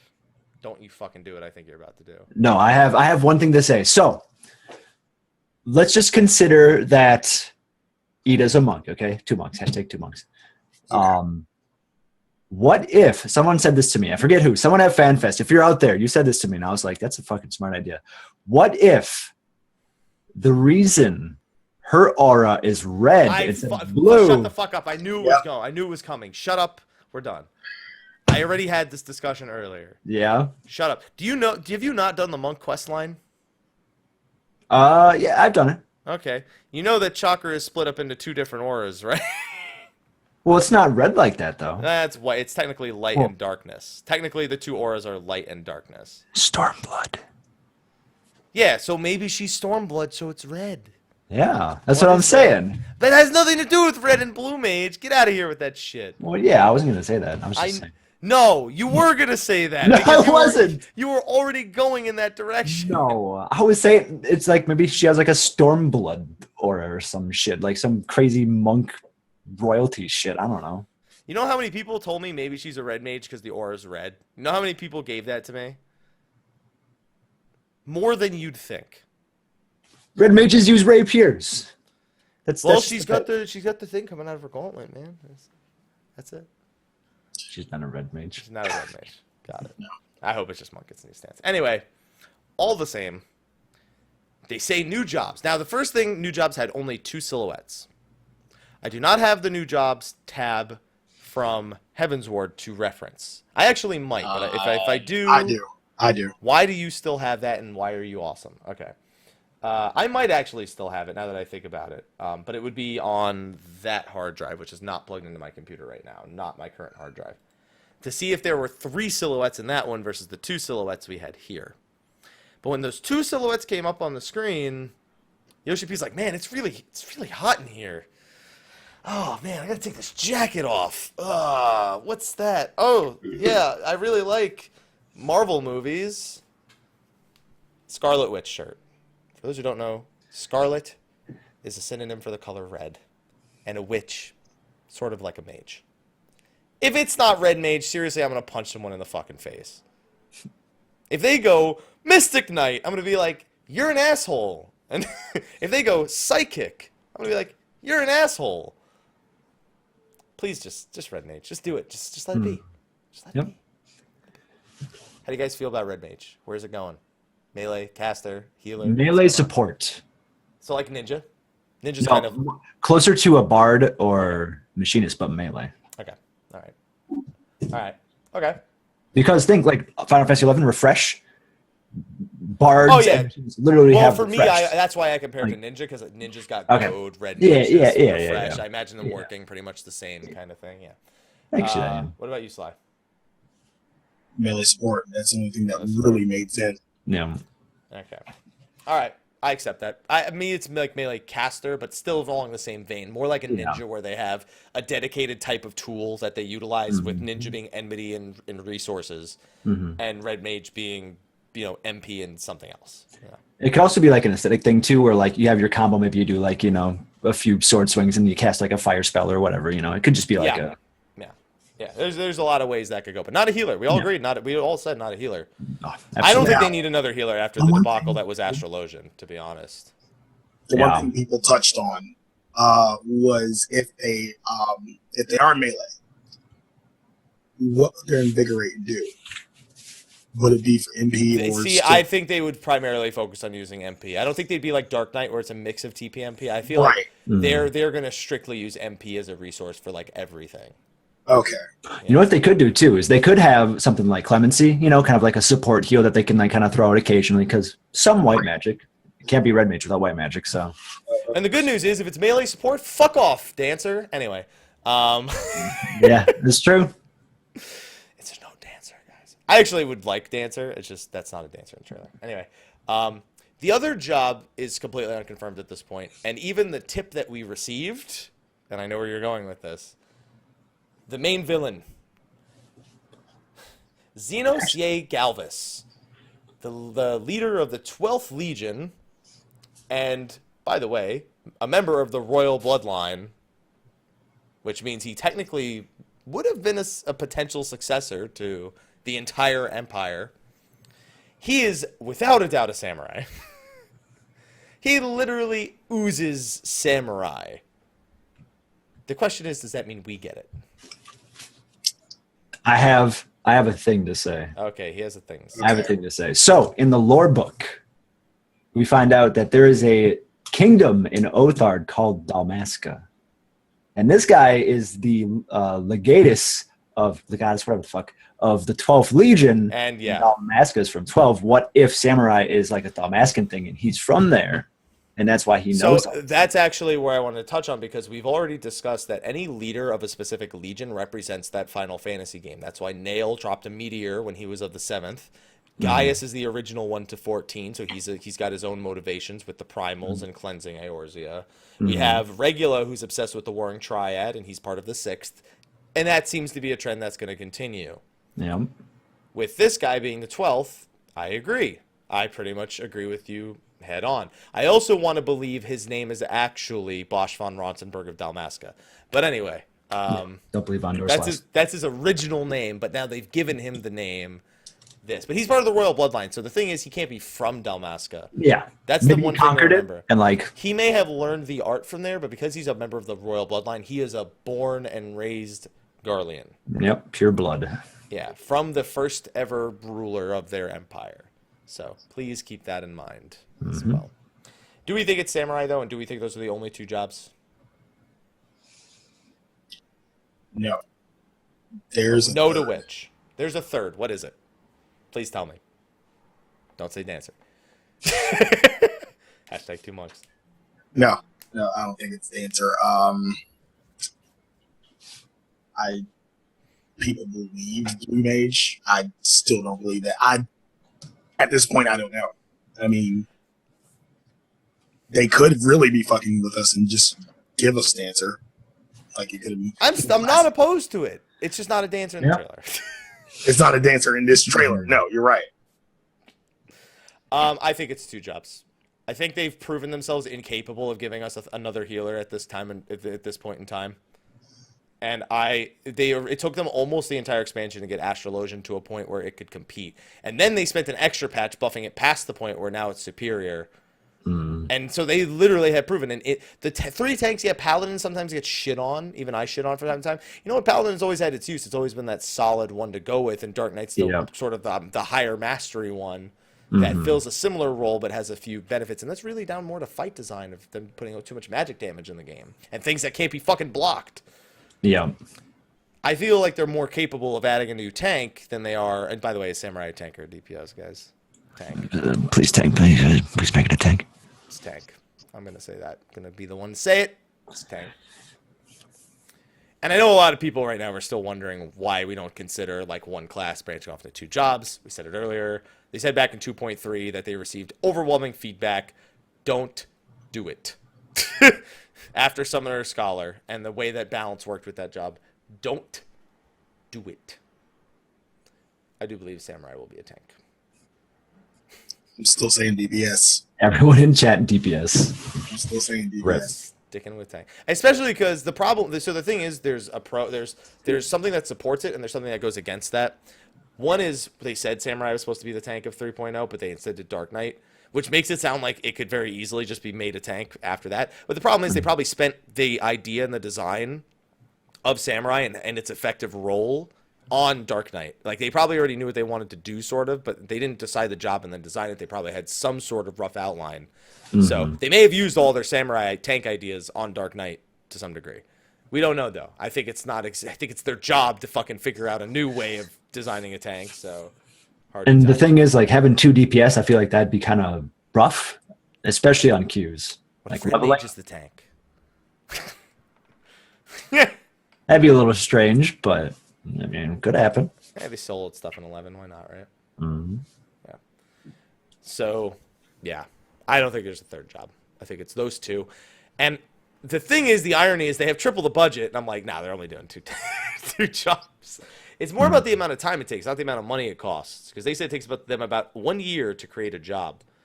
And doing Ninja to then the 3 jobs was awful, and they didn't even, like, clearly the 3 job thing didn't work out that well, so I think it's 2. I think it's 2 jobs. And they'll spend all the other money and time on making the content better and not giving me another job at level 70 and don't touch. Yep. I would rather have... Sorry, go ahead, Sly. But who's to say how long they've been working on, like, when exactly they started working on these jobs? We don't know. They've teased them for a while. Like, we had speculated for all this time. We don't know when they start development of these jobs unless they tell us. Probably immediately upon the launch of the expansion after they got back from their vacation. At least started figuring out what they wanted to do. I feel like that's immediately. Right. Mm. Right. What about the idea it could be either or?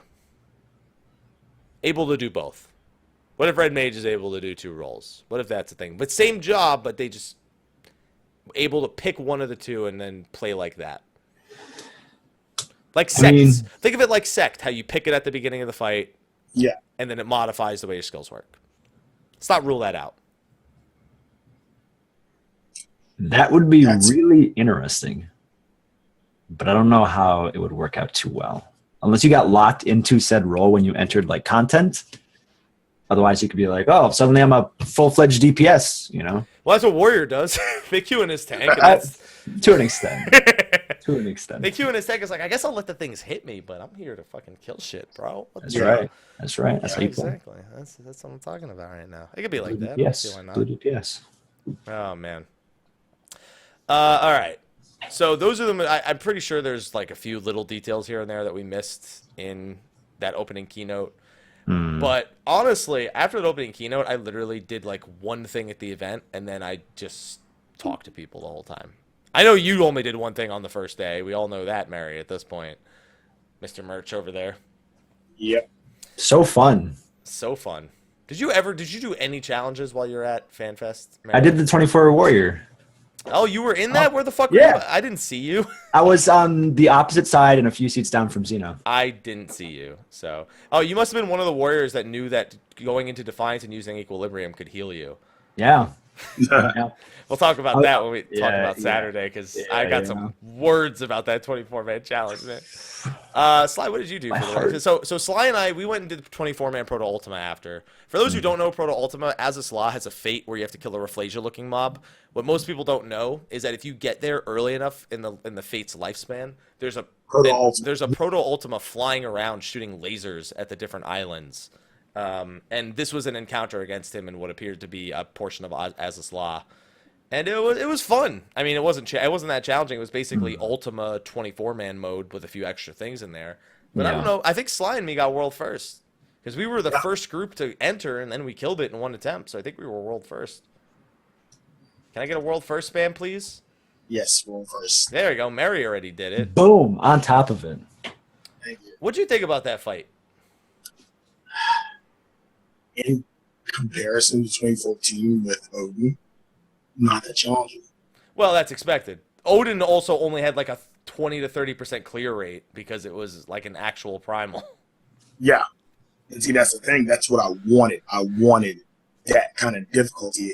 This is just something kind of face rolled over, just because I think we really rolled over it because it was 24 man. But do you know why it was face roll? Because there was no fucking shirt for beating it. Is that why you're gonna? Is that what you're gonna put on it? Seriously, once I found out there were no shirts for any of the events, I was like, well, fuck that. I'm I'm not standing in line for a fucking stamp and a triple triad card. I'm gonna go to eat and drink and talk to people. That's what I'm gonna do. Right. But yeah, like I kind of felt, I wouldn't say cheated, but I wanted more out of it. Like we're eventually gonna get it in game. I don't know when, and we'll face roll it then. Unless people don't know what to do with praise. Dude, those praise were the biggest disaster of the entire thing. That was the only problem that people had with it was praise. That was it. Nothing. Everything else was just one giant tank thing. What about you, Mary? How did your experience go after you got out of the merchandise line?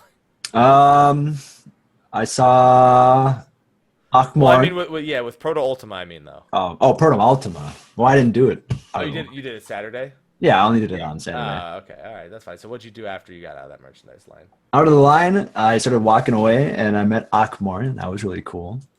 And then, what did I do? I think I went back to my room and laid down for a bit because my feet were fucking killing me. And then just went out and drank. Wake up. Drank. Faded.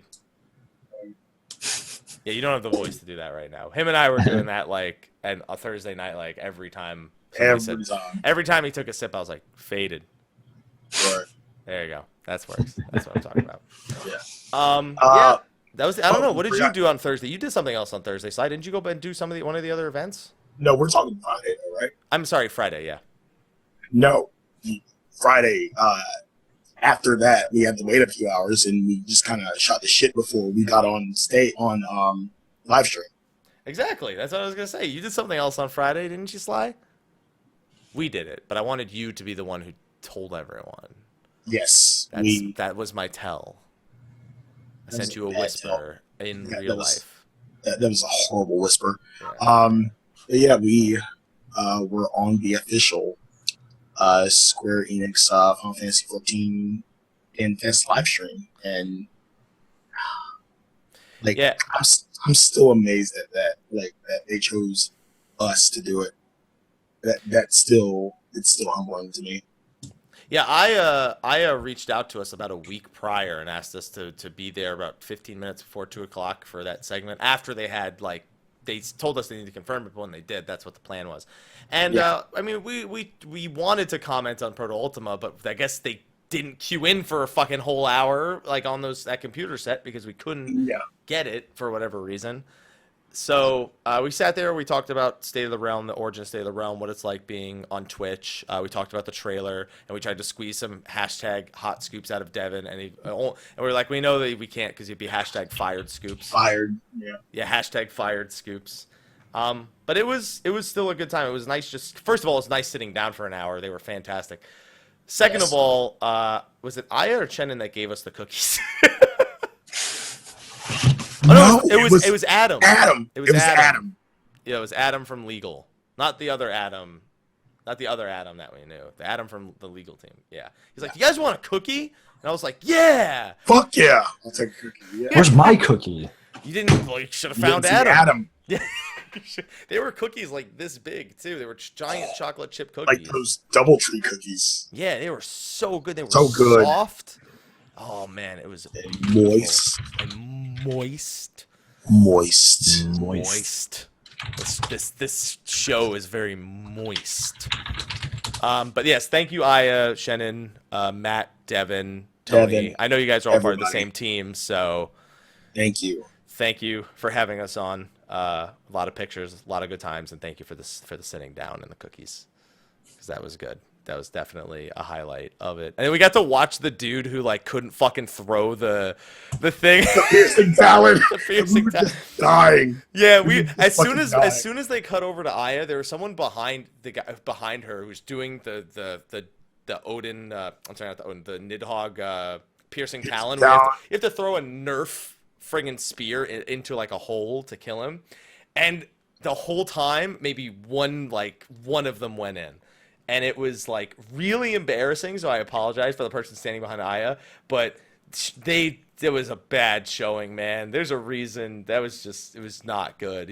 We were like, he's not doing the animation correctly. You got to jump up in the air and then throw it once you have the momentum. And it was, and it was like almost immediate. All four of us sitting when they were cutting our eye were like, not good. We were just holding it in. We were just giggity. We were just holding it in. Yeah. But did you do something after that, Sly? Because I know at that point my day was pretty much done. Other than going out to eat and streaming for a little bit, I really didn't do a whole lot. I don't know about you. Yeah, I didn't do much. Yeah. Oh, that was pretty much it for me. I feel like I did do something else. I just don't remember what it was. I mean, I met so many people. I shook so many hands. I ate so much food. I drank alcohol. Like, I just don't remember anything specific. Oh, I had dinner that night. That's what I did. I had to go out to dinner. I went out to dinner. We went out to dinner that night for the dream dinner. That's what we did. Yeah. I was trying to think about the convention, but we went out for the dream dinner that night. Mm-hmm. And we went to Gyukaku. How's that pronounced? Yeah, Gyukaku. Are you sure? All right. I'm going to trust you on that one because Mel tells me I'm wrong, and I'm just, yeah. I actually, honestly, funny thing is I didn't actually even go to the piano concert. I stood outside of the piano concert and listened to it from the hallway while talking to people. It was beautiful, though. I could hear it perfectly fine. I heard the answers. I was like,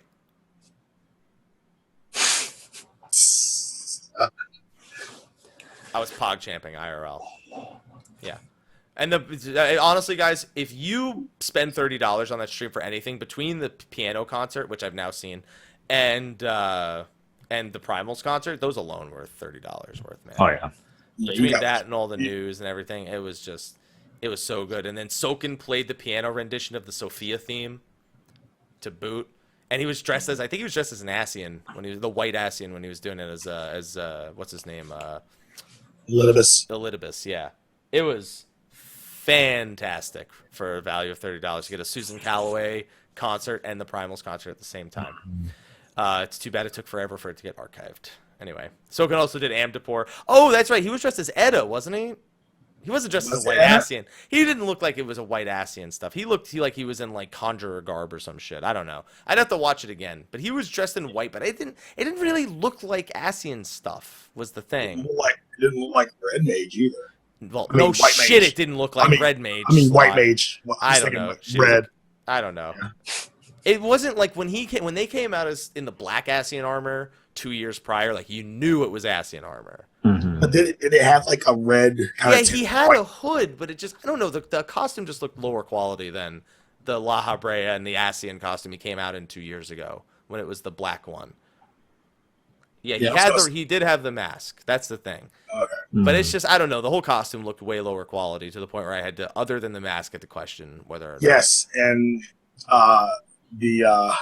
Sorry, he had the box though. That's right. The box and the kawaii, It was all right. That was good. Soken did a damn good job. I was like, what's he stealing the show? You have a concert tomorrow night, asshole. And he's like, fuck it, I'm here, piano. It's a piano concert featuring Susan Calloway. Didn't say only Susan Calloway. Come on, guys. Right. There you go. Oh man. And then we went out to a dream dinner for Gyukaku, and I don't think Ethis has ever eaten so much food in one sitting in his life. I don't think we all have. Mary had eaten before, so he just had a drink or two. And it was me, Sly, Mary, Ethis playing $1 Million Butt on one side of the arena. Yes. And I did say arena because that's how it felt, because then on the other side, you had Miz, you had Braddock, Northern Lion, and his girlfriend, Kate. We're both there, yeah. Of course, Mel, who set the whole thing up. Frosty and Karora were there, yeah. So, and Frosty was, man, that was a lot of sake. Yeah. I had to finish off the sake. Yeah, I know you did, and Ethis was help. Ethis had a ton of that. Plus, you ordered a bunch of beers. And it was good times. $1 Million Butt was a fun game. You know they have a card. You know they have a card game version of that now, right? Yeah, they do. That would probably help. They actually have like a real card game version of it, like Cards Against Humanity kind of deal. Mm. Right. Oh man. Northern Lion was there. Northern Lion's girlfriend Kate, who I met Northern Lion and Kate for the first time at FanFest. Kate plays Final Fantasy 14. Because I did the Proto Ultimate Challenge with her again the next day because she didn't have anyone to do it with on the first day. Sly also came for that. And then I knew where Yoshi P was going to be at a certain point. Somebody had tipped me off. And I was like, go there at 6 o'clock. And sure enough, there he was. And we got our signatures and our pictures and whatnot. Yeah. That was good. Those are good times. Mm-hmm. I thought that that dinner was the epitome of everything. I'm just glad to see. It was just great to have everyone having a good time. That was all we wanted. Yeah. We wanted to have everyone have a good time, It's fun. especially when the next day, especially if you went to the LBR party afterwards. I got stories about that. Oh, my God. man. Go ahead. I couldn't even go. I couldn't even go because I was tired, and I was like, "There's no way I'm going to survive more than 5 minutes in this packed party." So after we came back from the dinner, me and Ethis were going to sit down at the lounge in the Paris, and I tweeted out like, hey, who wants to get some drinks? Like nobody. Everyone was at LBR. At the LBR. So I look at Ethis and I'm like, should we go to LBR? And he's like, yeah. And so we catch a cab over there, and literally walking in the door, some guy is being carried out by the bouncers, fucking just like passed out. Somebody in the chat just mentioned that people had to be carried. Yep. Oh, I saw at least 3 people, I think, carried out. Yeah, that was the story. It was crazy. And we got there, and Ethis was like, all right, I got to get rid of these freedom tickets. And he just started shoveling drinks at me. And freedom tickets meaning dollar bills, by the way, ladies and gentlemen. Yeah. You know, Ethis gave me a 10 Australian dollar bill as a gift. It's in my wallet. My wallet's actually right here. I should have it. Yep, there it is. Boop. Look at that. Here, that's for you guys. I gotta hold it up to the other camera. Oh, wow. And then for them, yep, as a little souvenir of Australia. And then there's someone else on the back. There you go. $10 dues. There you go. $10 dues. Yeah. What's this? I think this is the equivalent of about 8 cents American. Yeah, something like that. Yeah. Something. Yeah, something I made that joke so many times this weekend. Yeah. Looks counterfeit reported. Anyway. I hope he wasn't traveling with counterfeit money. That would suck for him when he goes back. Is that Monopoly money? Honestly, with how it's valued in Australia, yeah, it probably is Monopoly money. Probably. May as well be. Is that Ethis on the bill? No. I don't think he's that popular over there. That's a nice dollar do. Yeah, okay. Anyway, moving on. LBR party I heard was sick. Like I said, I couldn't go. I went. Cool. Yeah, I worked that night, and then I went to sleep because I was tired. Yeah. Oh, we also caught drinks with Eric from Square Enix. That's right. That's right, and that's when I met Goka. Goka, him and like a bunch of Elysium members come up because, and I'm talking with Layla again, and they come up, and he's one of them, and I don't know who it is. I just starts talking to me, and they're like, "Yo, Happy, what's going on, man?" I'm just like, "Hey, what's up?" And I don't even know who the fuck I'm talking to at this point because I just know. And 5 minutes later, he's like, "Yeah, I got to go find the rest of us Gilgameshites." And I was like, "Yeah, speaking of Gilgamesh, I got to find my like free company. Like I was supposed to go to dinner with. He asked me to go to dinner, Goka, and he's like, "Dude, I am Goka," and I was like, "Oh, that's you." And I was like, "You're much taller than I thought you'd be, and way less weeb." That was a big thing. We gauged a lot of people like when we met them based on how weeb we were. Like people thought I was more weeb or less weeb, and I was like, "But you're less weeb than I thought you would be." And it was like, this makes perfect sense. All right. Yeah. And by the way, 10 Australian dollars, about $8 American. So it's not as bad of a conversion rate as I make it seem. I just know that everything's expensive there. It's not so much the conversion rate; it's that everything's like 200 Australian dollars. So yeah. Oh wow, you are. That's exactly how the conversation went. He's totally a weeb, but like he didn't look as weeb as I had anticipated because he was like he's got a leather jacket on, his hair is styled really cool, he's tall. He's just like yeah, dude, what's going on, man? It's looking cool. Now, Mary, where did you go after the LBR party? I'm trying to think. You're trying to think, or you're trying to remember? Trying to remember. Because I know at this, like, I had a little gathering in my room. It's brought like members of this FC, and then I had a few friends come over. Aya and some members of her FC came over, and like we just had like a ton of fucking alcohol and Like there was pizza there. It wasn't sad. Yeah, this pizza actually had meat on it. But yeah, like late that night, we just My pizza had meat on it, just so you know. Yeah.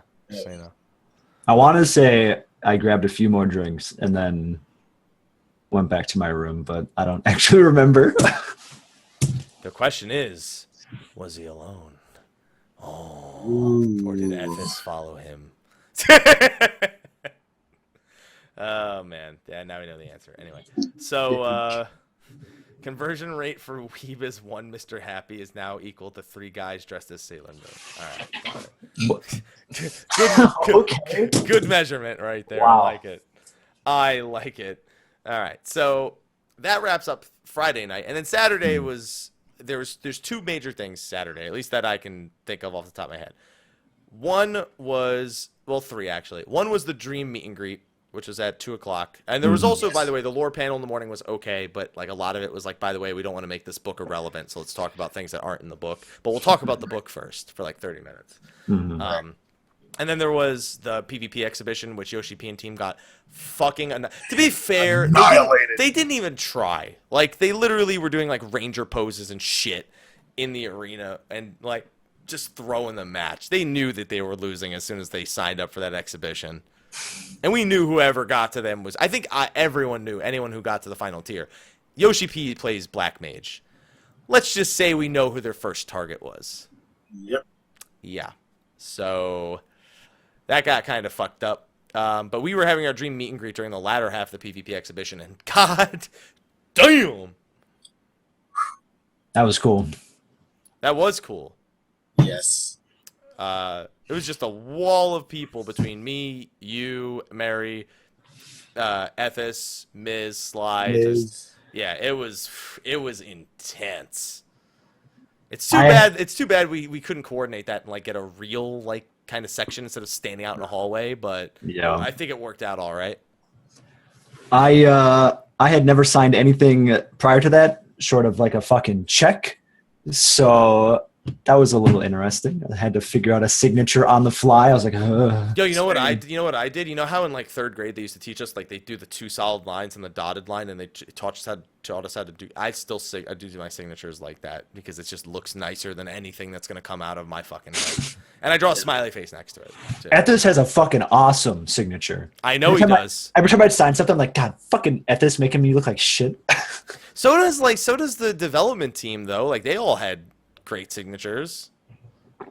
We expect that. Yeah, but like mine literally 3rd grader quality. And I warned everyone. I was like, this is why my signature is worth nothing. And I'm like, let's see. All right, there you go. Okay, done. And oh wait, smiley face. Whoop. That's right. There you go. But God, we must have had at least 200-300 people show up total, like across the whole 90 minutes that we were there. And even when we were trying to leave for the live letter, it's like you can't leave because it's like I don't want to miss this person. I can't miss this person. Right. It was cool. Did you guys have a good time at the meet and greet? I had an amazing time at the meet and greet. Agreed. Again, and I'm like Mary, like, and this was completely different from 2014, and like I didn't know anybody, nobody knew me, and then all of a sudden, like signing, taking pictures with people, it was truly, I was truly humbled. Yeah, that's the best way to put it. I felt so incredibly welcomed and appreciated, and people were saying such nice things, and I could not be any more grateful. It's a moment I'm never going to forget. So thank you so much to anyone who showed up. Thank Mel. It was her idea to get that done, and then she's the one who just said, "Fuck it, we're doing 2 to 3:30." We didn't even know the schedule until like, we'd already made the schedule, and then they put out their schedule. Like, all right, we'll keep it there, pretty much. But Mary, had I known about Beer Park, I would have told us to do it there. It was right outside of Paris. That'd have been nice. Yeah, that would have been really nice. Next time. What was your favorite thing to sign? Like, what were some of the things that people asked you guys to sign? I had to sign a shirt. That was cool. That was cool. There was a guy with a behemoth banner. Yes. Like, you actually got- I know about the Behemoth banner because, Healer Happy was an honorary Behemoth member, even though I Yeah. moved him off of Gilgamesh. So I signed Healer Happy's name onto the Behemoth banner. Lies. He asked me to. All right. Okay. Now, I actually wonder, did you guys get any gifts from like viewers, or did anybody like try to buy you even just like a drink or like bring a physical Beers, yes. beers? Yeah. Drinks, yeah. Yeah. Lots of drink. Do you guys? I got a few shirts, and this one I got from a viewer named Rosu. He always comes to my Twitch chat and says, "Hi guys, I'm new here, but I watched the Mr. Happy Guide first." And by the way, he's been subbed for like 9 months or something, 9 to 12 months. So clearly not his first time. This is a medium, so it barely fits me, but I wanted to wear it for the show. Hold on, let me just fucking wire over here. Hold on, I'm gonna blow it up full screen so people. Yeah, can switch see it. the big hat he came. There we go. All right. There it is. That's the shirt. That is the shirt. I watched a Mr. Happy guide. Mike's in the way of a little bit of it. You guys can't see it, but they can see it. Oh, Like it's blocking your guys' view, but I have a different camera right there. This was an awesome shirt. I also got a shirt from the Ghost in the Shell Freight Company and a Seahawk shirt. That is amazing. I was like, can I print this and like put it on Teespring or something? oh, and did we talk about the FC shirts? The numerous FC shirts? Oh, you mean like the Balmung Bullies? Balmung Bullies? fucking They had leather jackets. varsity jackets. Varsity jackets for the Balmung Bullies. Varsity jackets for the Do you know Balmung them, Mary? Do you know the Balmung Bullies? He's got a cough before he can answer. No. Nope. Nope. Never heard of them. Well, maybe they've heard of you. They were cool. They were cool. They looked cool. They reminded me of the tunnel snakes. Yeah. Yeah. Reminded me of the tunnel snakes. What was the other one? Somebody also got me a growler, a one-person growler. In fact, I have that back here. This is empty, by the way, not still full. It was there was alcohol in it, and now there isn't anymore. It was really good, though. It's a one-person growler from a place called 8-Bit Aleworks, and it has great flavors like Hopsassins Creed, Legend of Zimmer, Black Mage, White Mage, and then you have like modifiers you can add to it and stuff. So like I'm gonna hold that up to the other camera so people can see. And this was the Black Mage was in here, and it was a stout. It was delicious. This was fantastic. And I wonder what beer Ethis got. 'Cause somebody got Ethis a beer too, and I don't know what it was, but this was amazing. So if you guys ever want to support 8-Bit Aleworks, look them up, because this was awesome. I would order this and drink this again. My son is crying outside my door. He wants in. It's my cat. Aloha. He doesn't like having Aloha. doors. He doesn't like doors being closed on him. He's just like, I want to go in there. I want to go in there. We gotta let Dwayne in.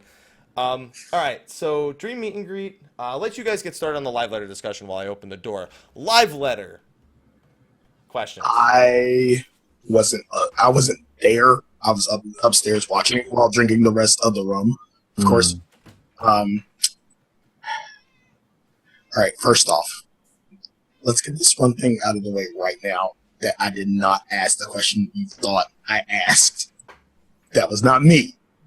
That was, like, I jumped out of the fucking chair when I heard the question about Sophie. And apparently, there is a lore reason for why Sophie's colors changed. So fuck you, Happy, and Ethis. Yeah, I can't believe they asked that question, dude. Yeah, Why is her complaint? I feel like somebody asked that on your behalf. had to be. But yeah, that was the one highlight for me of the live letter. What about you? You guys started the conversation. I mean, I don't know. It was just kind of. Yeah, it was a lot like the old school ones where they just ask questions and they just answer questions. Yeah. You know the problem with that format is, as much as I love that they do that, they just straight up answer questions, is a lot of it's repeat questions. Yep. And unfortunately, when you try to get questions from kind of all demographics, a lot of the demographics, it's like having a shallow pond kind of deal, like, or a shallow puddle versus, an ocean kind of deal. It's like just sprinkles of information, but there's never deep enough for you to really jump into kind of deal. That's how it felt. I mean, there's no Peach question, but there were some that may as well have been Peach questions. Like, is there a video? There's actually a video of this. Oh yeah, my reaction. Oh yeah, I remember that video. That was a good video. What was your reaction? Fuck you, Mike. He actually asked the question. So fuck you, Mike and Ethis. Because they asked the fucking question. I'm not the only one. She was white. Why'd you have to say she was white? Why did you have to say it like that?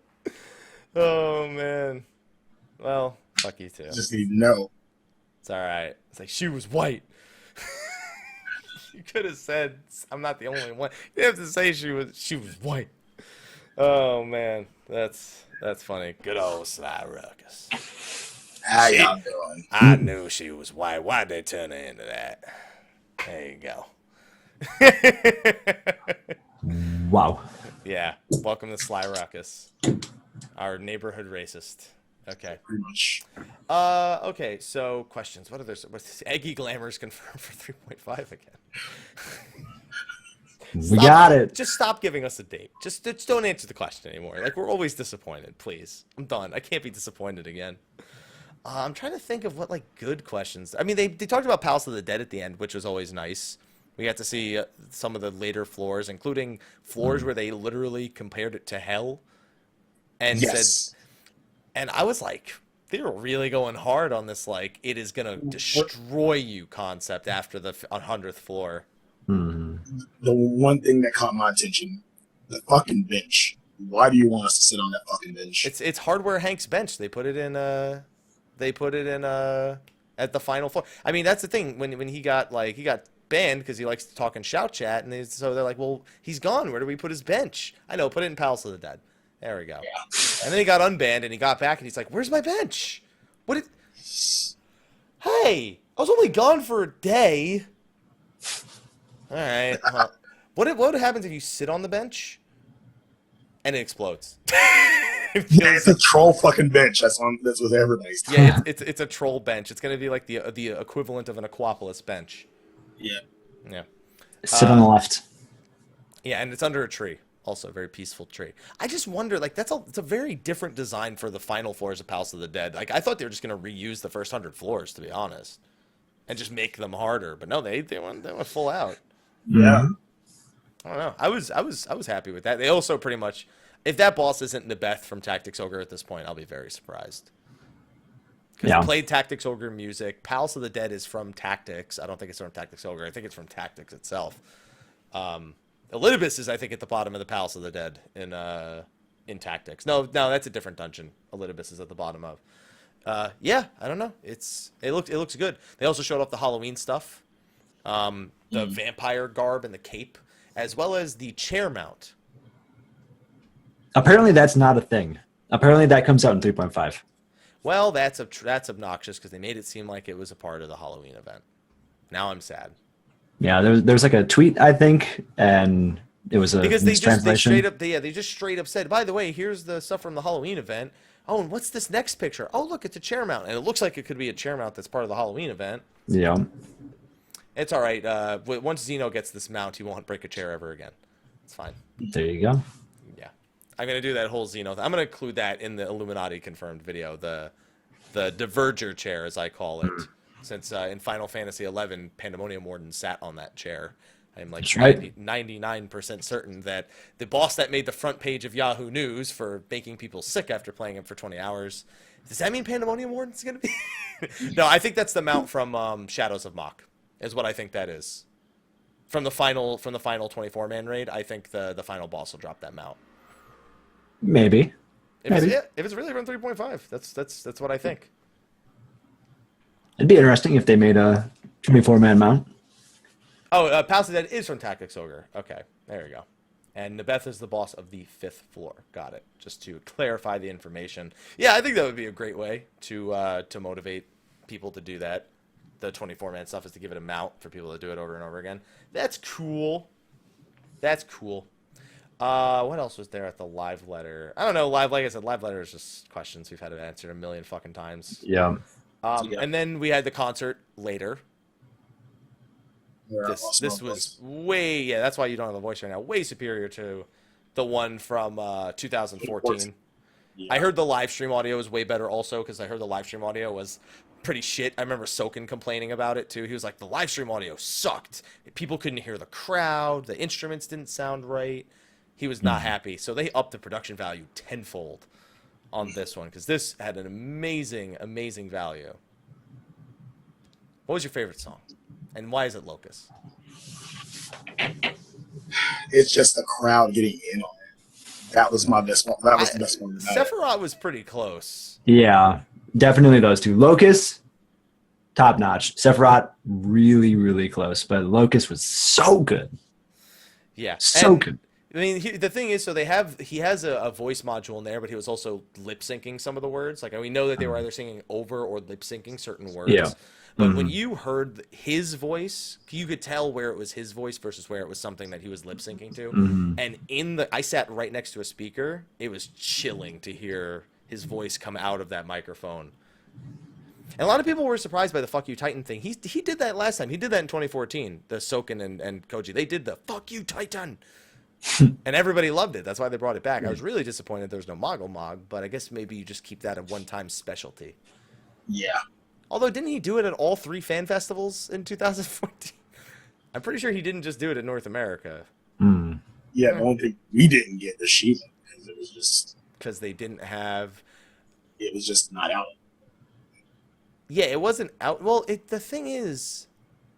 It was only at the Japanese one, because the 2.4... No, it was at Europe. It was at Europe. That's bullshit, because they used the excuse for us that it wasn't out yet, and it still wasn't out when the next fan festival happened. I promise you, because they had a British singer come out to do it for. Yeah, you're right. I remember because a lot of people criticized the European one, and then when they were in Japan, oh no, they criticized the North American singer for the, I can't remember which song. Oh, the Ramu thing. They criticized her, and then they went crazy for the one over in Europe. Europe. Ravana was also fantastic. Ravana took throat singing waltz and turned it into hard metal. It's pretty fucking cool. Yeah, and honestly, I was pleasantly surprised by Fractal Continuum, which I didn't expect. Yeah, that was cool. I was like, Fractal Continuum. All right, this sounds good. I like it. Yeah, that was good. I'm down. Soken, you were God. I pre-ordered Duality as soon as that concert was over. Would either of y'all be opposed to a live Primals album? No, you mean like taking the live instrumentals and then putting? No, I would not be opposed to that at all. Yeah, taking the stuff from the previous fan test, this one, and just making a compilation album. Yeah, I'd buy it. Thornton's Reign also. They opened with Thornton's Reign, which was chillingly good. So, honestly, guys, I think Duality pre-orders might be sold out right now. If it opens up again, get on that waiting list because that album is going to be lit. I just hope they perform Metal or Brute Justice or Rise Up or something at one of the next 2 fan festivals. Hey, Sly, do you want to go forward and back? I want to go forward and back and then forward and back. That's how Sly lost his voice. Yep. Yeah. Forward and back. Forward. Yeah, yelling forward and back. Most people were yelling out Brute Justice and Shiva. And I like Koji's response. It's like, they didn't learn it. They didn't learn Brute Justice. They didn't learn it before they came here. I would love to, because he's performed it live before. He performed it at PAX Prime 2015. But it was just with Soken on the guitar and him doing the vocals through the microphone. And then they gave us those stupid fucking masks with the words on the back and asked us to hold them up for the camera. Don't do that ever again. Just don't do it ever again. Just sing the song. Don't make us do it with you. If we know the words, we'll go along. Just perform it, please. Yeah. I just want them to get Soken to rap the lyrics, whatever the lyrics actually are to Rise Up. I want to hear Soken rap that. Or no, I want to hear Koji rap that. That'd be fucking cool. Yeah, I'm down. He can do it. And then he's a rock star. And then after that, it was over. They did the closing ceremony. We all hugged and gave each other hand jobs, and then we all went our separate ways. Mm-hmm. Yeah, I mean that's probably got even more drunk. Yeah, you on the other hand, you were lost out of your fucking mind already. Oh yeah. And then you went out drinking more. And then I was gone. And then I got on a plane at 7 a.m. the next morning. Yep. And it was a great time. It was upsetting. It was only 2 days, but we got to get back to work. Now, we didn't see Ethis because I was supposed to watch a game with him, and I couldn't find him. But Mary and I, that's right. Yeah, Mary and I went out for beers and stuff at Beer Park afterwards, and it was good to meet a few more people, take some pictures and everything. And then, the problem was I still had a lot of alcohol left in my room, and I needed help getting through it. Decided to ride the bus. I had to ride the fucking bus. She told you about it already? Oh yeah. They were playing it back at our room before we went down for the beer party. How many times did you ride the bus? I wasn't drinking then, actually. I hadn't started drinking. They were. I was like, I'm gonna save it. I want to be slightly sober when I meet people, so I can. Right. So, Do do you really want to be sober though? Yeah. I mean, meet the fans and friends and be able to hold a conversation and not be like, hey, what's going on? Man, you shouldn't listen to Sly's conversations then. Jesus Christ. Really? Yeah. But yeah. Really. But it was Lee, Melissa, Zenadra, and I think was this game her fucking idea? I want to say Melissa. That's her idea. I think so. Not my Mel, by the way. But N-Y-L. Yeah, okay. Yeah. Melissa. Just to be clear, he said Melissa. Yep, one of my moderators. Mel. Okay. Good friend of mine. But yeah, it was Melissa, Lee, Zenadra from 808 Radio. Hell, Joe never fails. He hung out in the room. He doesn't drink, but he hung out. And yeah, there's basically, it's this, I guess, fucking Canadian game, card game where you're going to get fucked up off of this game. And I really didn't get fucked up off of it. I was a victim of the game because I had to ride the bus twice. And Mary knows the rules. Mary, I've never seen so many same cards in my life. Because there's a thing where you have to guess higher or lower. And if it's if you get it wrong, you take a drink. Tell me why I saw at least, I want to say what? Nature might remember this, but 12 same cards on my first bus ride. Yeah. Sounds like you had fun. I had a blast. I'd rather just play Kings, please. Kings is so much more fun to me than something like that. I don't want it. I don't want it. I really don't want it. I don't do well on games like that. When I play Kings, if I get Waterfall, it's over. That's it. I'm capping out of the game. Yeah. I don't want to take the chance I draw any more Kings than I need to. Oh man. Okay. Anyway. And then, like I said, I went home Sunday. You guys stayed, and FS passed the hell out and missed hanging out with you guys. So yeah. Well, that was Sunday. What we were just talking that's what I'm saying. The next day. Yeah. You guys were talking about Saturday night. Yeah. No, we were talking about Sunday night. That was Sunday. Oh, Sunday night. Yeah. Okay. Yeah. Well, that's what I was saying. And he corrected me. So I was like, I guess I was wrong. Yeah. That was Sunday night. Yep. And then I left Monday morning. Sly asked me, the last thing Sly said to me is, call me when you land tomorrow. Okay? I need to know. I need to know that you're safe. Okay? You didn't call me. He didn't ask me to call you. I didn't call him either. No, he didn't call me. Oh, okay. He didn't call me. You want to know what's funny about that? At TwitchCon, two TwitchCons ago, the first one, when I stayed in his room so I could get up at 5 a.m. to go catch my flight, I didn't say anything because he was sleeping, so I just got up and left. And I'm in the car on the way to the airport, and he calls. He's like, "Yo, man, you all right? You're on the way to the airport. I just wanted to make sure you were safe, man." Just wanted to make sure you're doing all right. It's like, how drunk are you? It's only been like... It was the morning.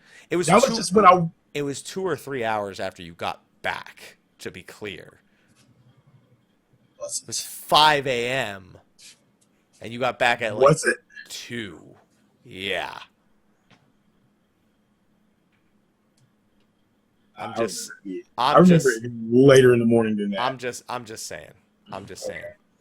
Some other miscellaneous events I want to shout out. Naruto Star bringing the mini crackpot. Yes. That was fun as hell. I won. Same. I didn't get to see it.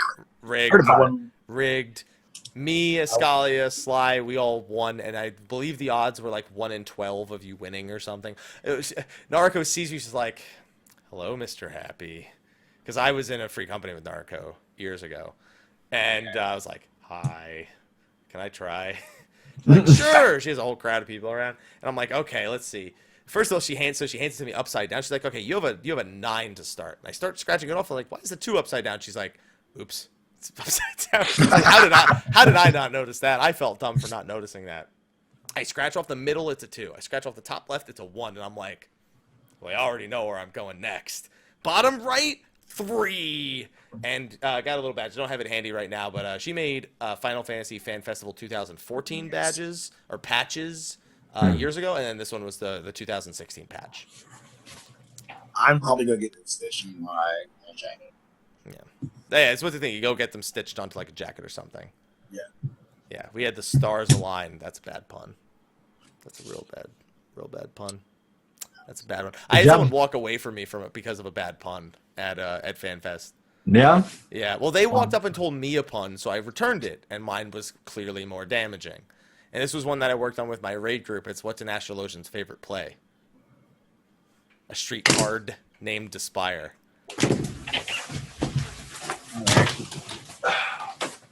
Y'all have a good show. We're out.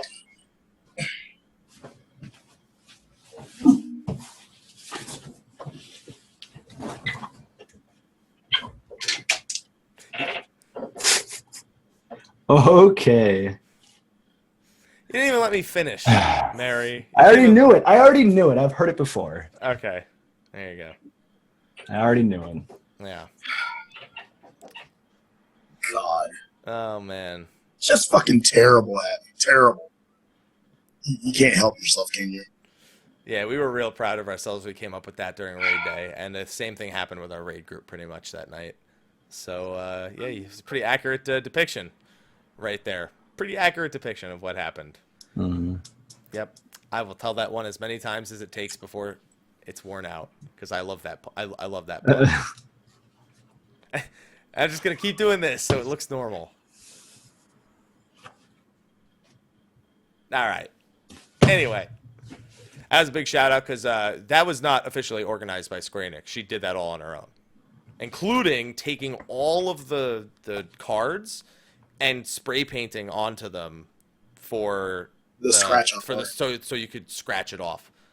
All handmade, including the patches and the cosplay itself of the Gold Saucer Mikote bunny. It's really confusing to try and name all those things at once, but it worked. It worked out really well. That was a lot of fun. And on top of that, all the cosplay that was there. The Dragoon that won the costume contest on Saturday. Amazing. Although I met one of the Astrologians. I posted a picture with them earlier today. And they were also fantastic. There's a lot of really good ones. There were some funny ones. The Godbert, which was just somebody with the facial hair and the muscle suit. Yeah. There was also the Godbert with the short shorts. There were a lot of really, really good cosplays at this one. And it's nice because the first one had good cosplays, but it kind of felt like people weren't really sure of like if they wanted to cosplay or not. And this one, it felt like a lot of people went really, really hard giggity. It makes me want to. I want to spend the next 2 years making the most legit High Allegan tank set. I'm going to do it. You know what I've noticed as I've gone to conventions, at every convention I see an Astrologian now. Like it's like one of the most popular ones just because of like how detailed it is and like how good it looks when it's executed. And I don't know, I see Astros pretty much every convention. PAX, TwitchCon, there was an Astro. It just looks good. It looks good. I like that. I like the Astrolosian one especially. What was Broomfilia? Where's Manphilia this time? Manphilia. Dude, that guy fooled so many men. I love the Minfilia who had the Tataru puppet at the last one too. There's also a bard that was really good at 2014. That was really funny. There was a pally with the sword that lit up, and I remember that. Then Gaius and Livia.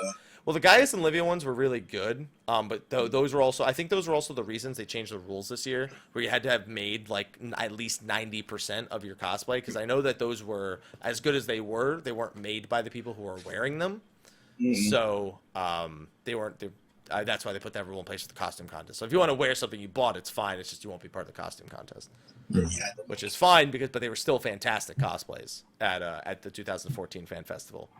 Right. Oh man, am I missing anything? I feel like I'm missing things. I can't talk about every individual person I talk to or everything I signed, so I don't know if there's something I'm missing that you guys could think about.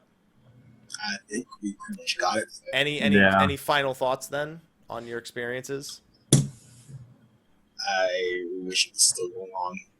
Yeah, me too. Just one more day would have been nice. More day would have been, really lovely. You want to say that one more time for me, Sly? I said one more day would have been lovely. One more day. Well, you had one more day than most of us, so it just wasn't at FanFest. It was just in Vegas. It wasn't. One more just, FanFest day. One more FanFest day. It was just a day. Yeah. Well, you know what? At Europe in 2014, all they got was one day. So just remember that. This time they won't, because the next Fan Festival is in Japan on Christmas Eve and Christmas Day, December 24th and 25th. And that's where we'll probably get our formal Red Mage announcement. Are we thinking we're going to have a live letter before then? Probably. I'd say so. End of November, because they didn't tell us the probably. next. I don't think, did they tell us the next live letter day? The end of this live letter? I don't think they did. I don't think so. I don't think they did. Okay, that's one thing. And then we have the European one in Frankfurt in February. And with the early summer release date on Stormblood, how close are we feeling that is to the launch?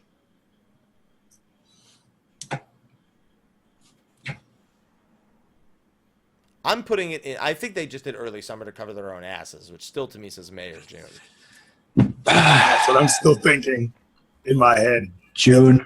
Yeah. June. All right.